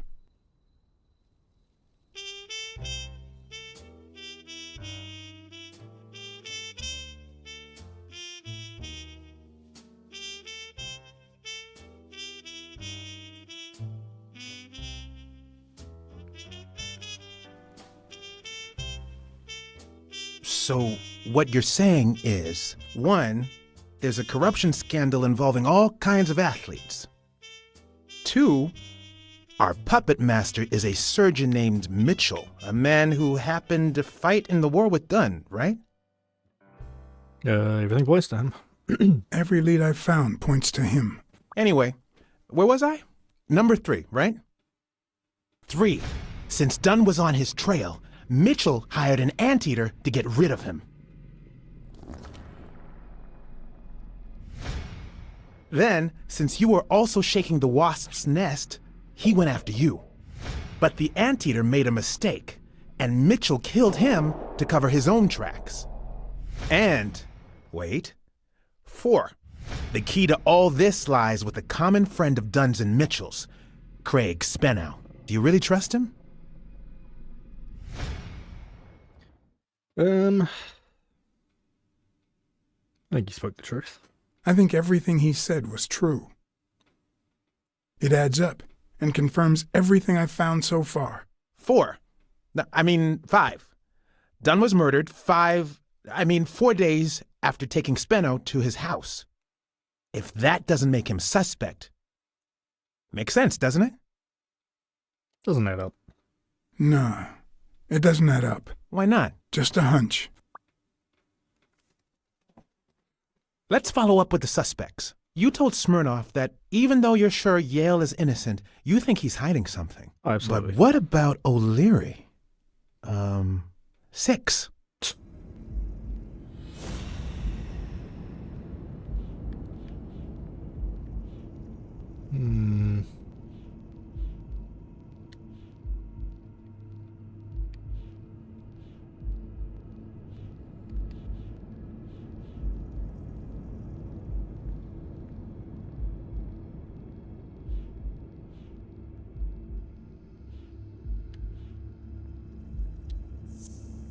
He personally kills them, but his footprints don't match, so it probably wasn't him. Yeah.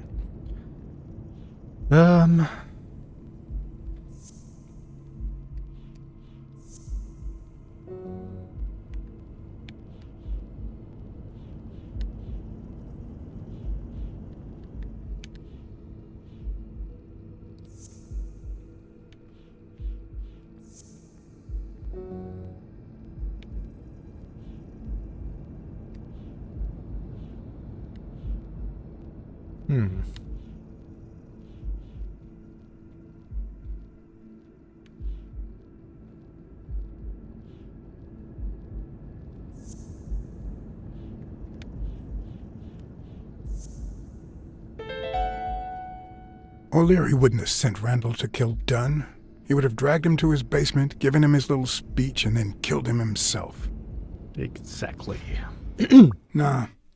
I know O'Leary, and he wouldn't have sent a hitman. He would have taken matters into his own hands. What about Cassidy? 7, right?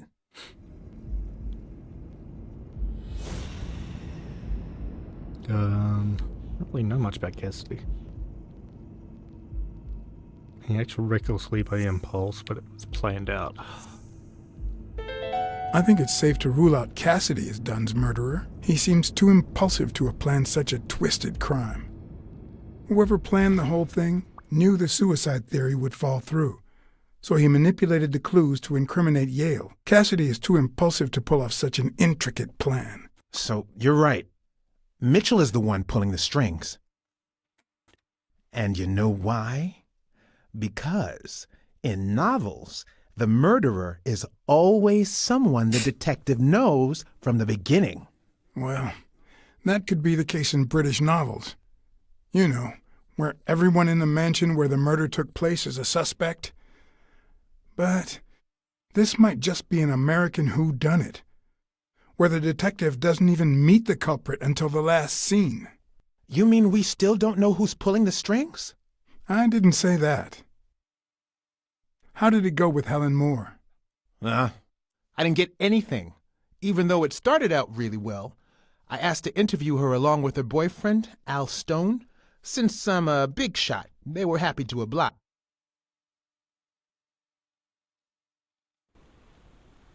Perfect. Now, time for the interview. I'll go back and forth so you don't get bored. So, who goes first? Al. Here's a question for Al.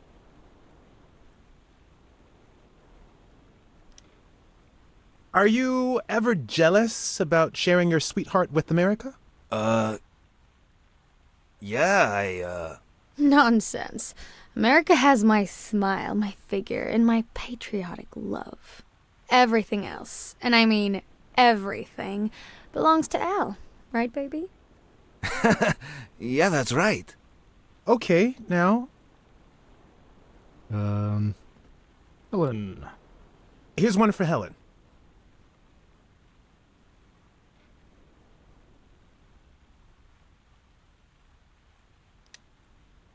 Dating a boxer can be dangerous. Aren't you afraid that those blows to the head will take a toll on his intellectual capacity? Honey, take a look at my man and then look at yourself. You really think I'm with him because of his intellectual capacity? Helen! Write this down. Nothing will change my man. His smarts, manliness, and integrity are all boxing proof. Moving on. Time for a picture. How should we pose? That one. Show me your weapons. The fist against the racket.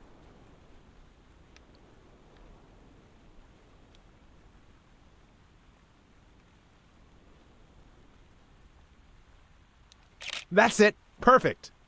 Now what? Now we ask Al. So, Al. What do you think about needing a manager? Your manager is Frank Cassidy, president of the Boxing Managers Association of New York. According to him, only boxers working with member managers should be allowed to compete. What do you think about that? We never talk politics, honey. Athletes should steer clear of controversy and stay focused on their sport. Don't you think? Yeah, that's right. Okay, one more question, and... Al, honey, can you answer it? I've got to go say hi to a fan. I'll be right back, Mr. Pulitzer. Wait. You mean she stopped smiling when that fan showed up? Yeah. Could you describe him for me? I'll be able to show you something as soon as I'm done developing these pictures. And actually, I thought it was odd, too. So while I continued to interview Stone, I managed to take some pictures of Moore and whoever her mysterious fan was. All right, this guy's okay at his job. All right, so where were we?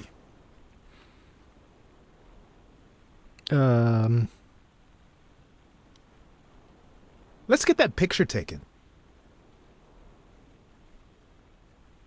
Show me your back.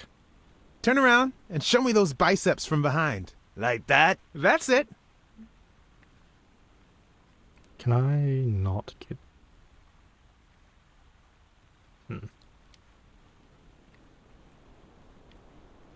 Wait, I accidentally moved. Stand still. I'll take another one. What's with me today? Don't move, please. Now we got it. Should we keep at it? Fight with Yale. In just 12 days, the contender will try to steal your belt. Any thoughts on your fight against Yale? Well, supposedly the odds are in my favor, but there's no such thing as a weak rival. And, you know, Bobby Yale might be young and going through a rough patch. Oh, this guy actually but seems he's nice. had an amazing streak, so I'll do my best. Aw, I actually like him. I'm going to take one more, all right?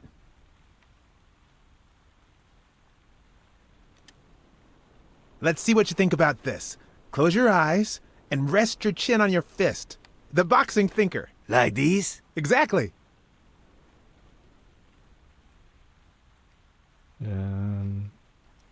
What's up with me? Stand still. I'll take it again. Oh, nice. I can't seem to get it right. Don't move. Okay, so we know who that is. Well, roughly. It's about time. Finally. The guy from We're the all set. poker game.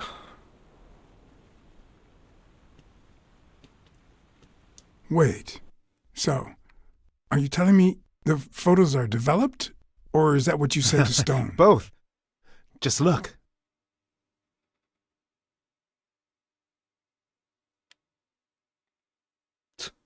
Alright, let's look at this one first. How much do you think each bicep weighs? A lot. But less than your tongue. You're hilarious. Who's that guy? I know he's not a fan. You should have seen her face when she saw him. How the hell did you make them pose like that? They're lovers, not sworn enemies. I don't know. I was focused on my detective skills. The boxing thinker, the boxing poet. Boxing just might turn out to be the intellectual sport of choice. Okay. We'll start all the way over here, I guess. That's a decent picture, but it doesn't tell the truth. Huh? Of course it's the truth. I was there. Stone isn't as strong as he looks, and Moore certainly doesn't need him to lift her up. Haha, I see what you did there. Look at his hand. Is he pulling something out of Moore's purse, or putting it in? Performance enhancers. Wait. Hiding one there. That's bullshit. Okay. This one. Who's that guy? I know he's Oh, not a whoops. fan. Already get that. You should have seen her face when she saw him. I think she only smokes when she's nervous. What was making her nervous?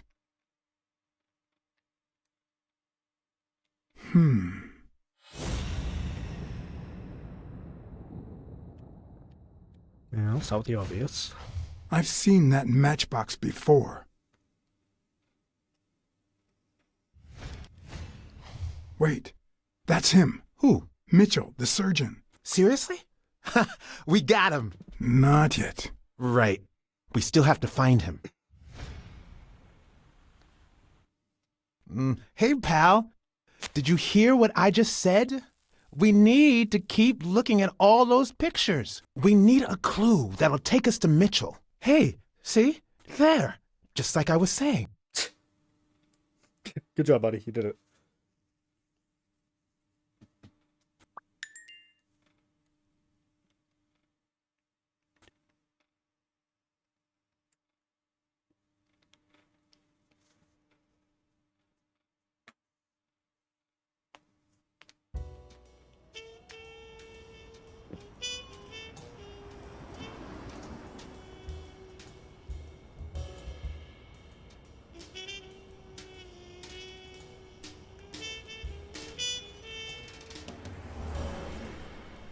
Brawls aren't even the worst part of my job. Isn't that other guy just gonna recognize us? Sure, you may take a beating, but at least you get the chance to defend yourself. And the guy who runs the But place. when you're sitting in your car all night, there's no way out. Oh, unless we're not going in. Which would be smart. Your legs cramp up, your back and neck feel stiff. Your entire body aches to be somewhere else. It's boring and repetitive.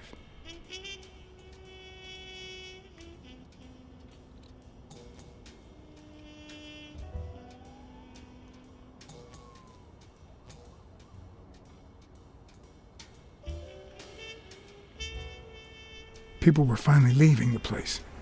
The bar was about to close. And I hadn't seen Mitchell go in or out.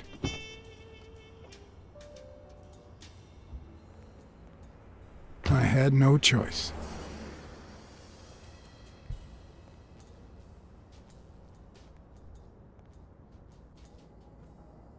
Oh yeah, he's totally gonna recognize me.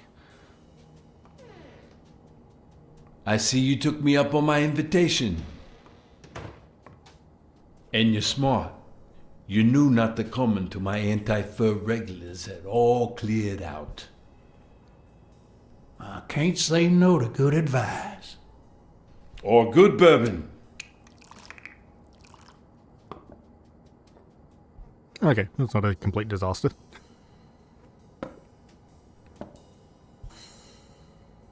Here's looking at you, Mr. What was your name? As far as I knew, La Iguana always stayed neutral. He played poker with Cassidy. But his joint was used as the gambling drop-off for O'Leary's operation. Did it make sense to keep faking it? Or was it too dangerous not to? Farnham. Howard M. Farnham II. That's right.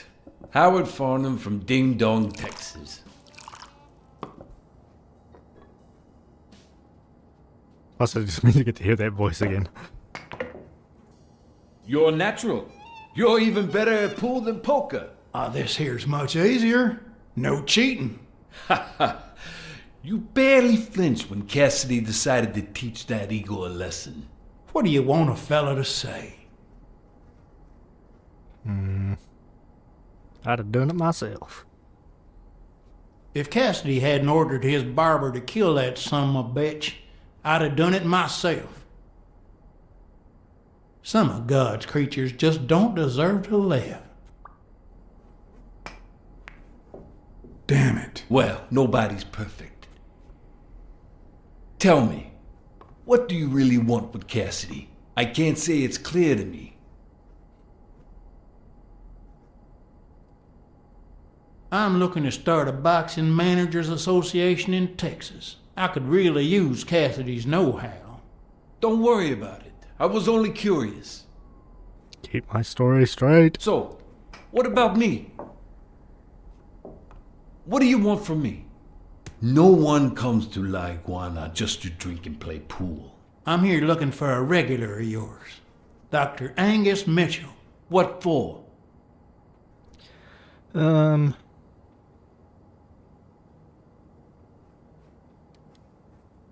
I know he's got his own sport business, and I think a partnership would be profitable for the both of us. Sure.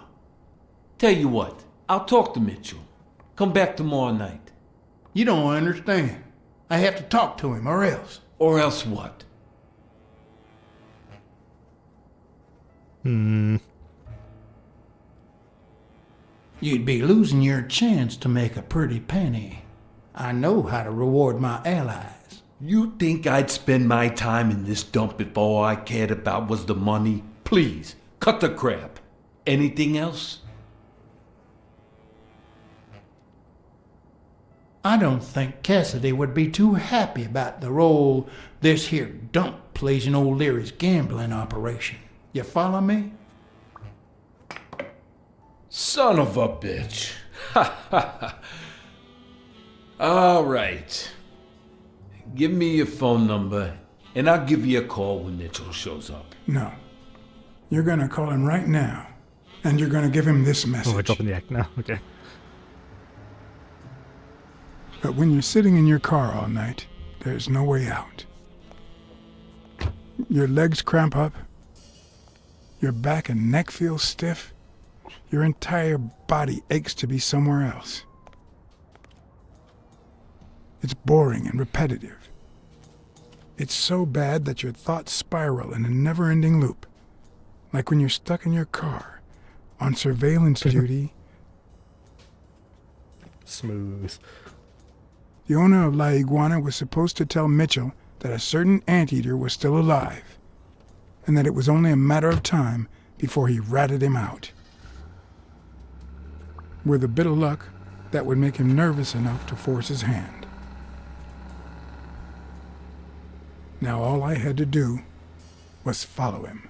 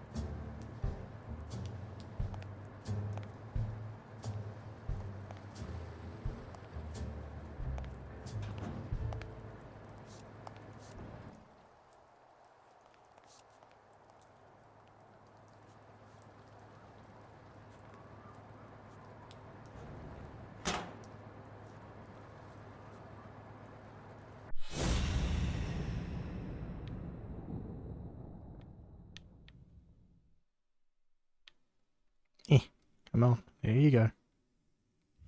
Here we go.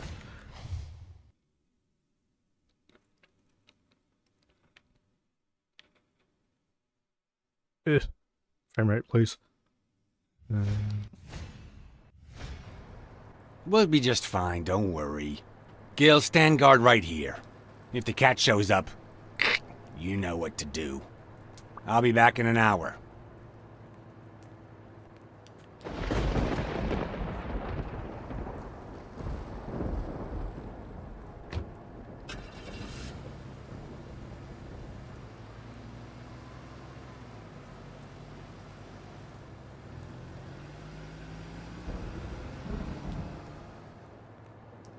Hi, Gil.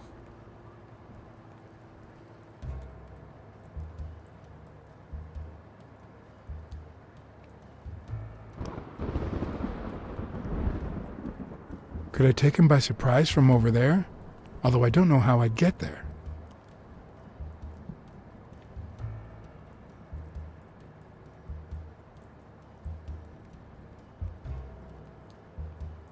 Oh, okay, we just took a long way around. Alright. Fair enough. You're a cat, just climb.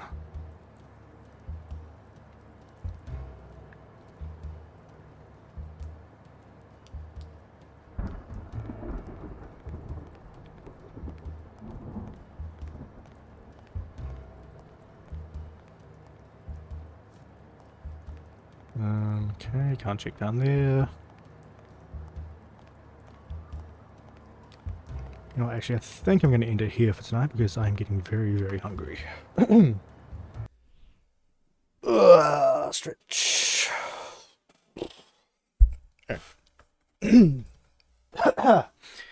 Thank you for joining me. I will look for somebody to raid, and my frames are dropping, so this is the perfect time to end. Okay, bye-bye.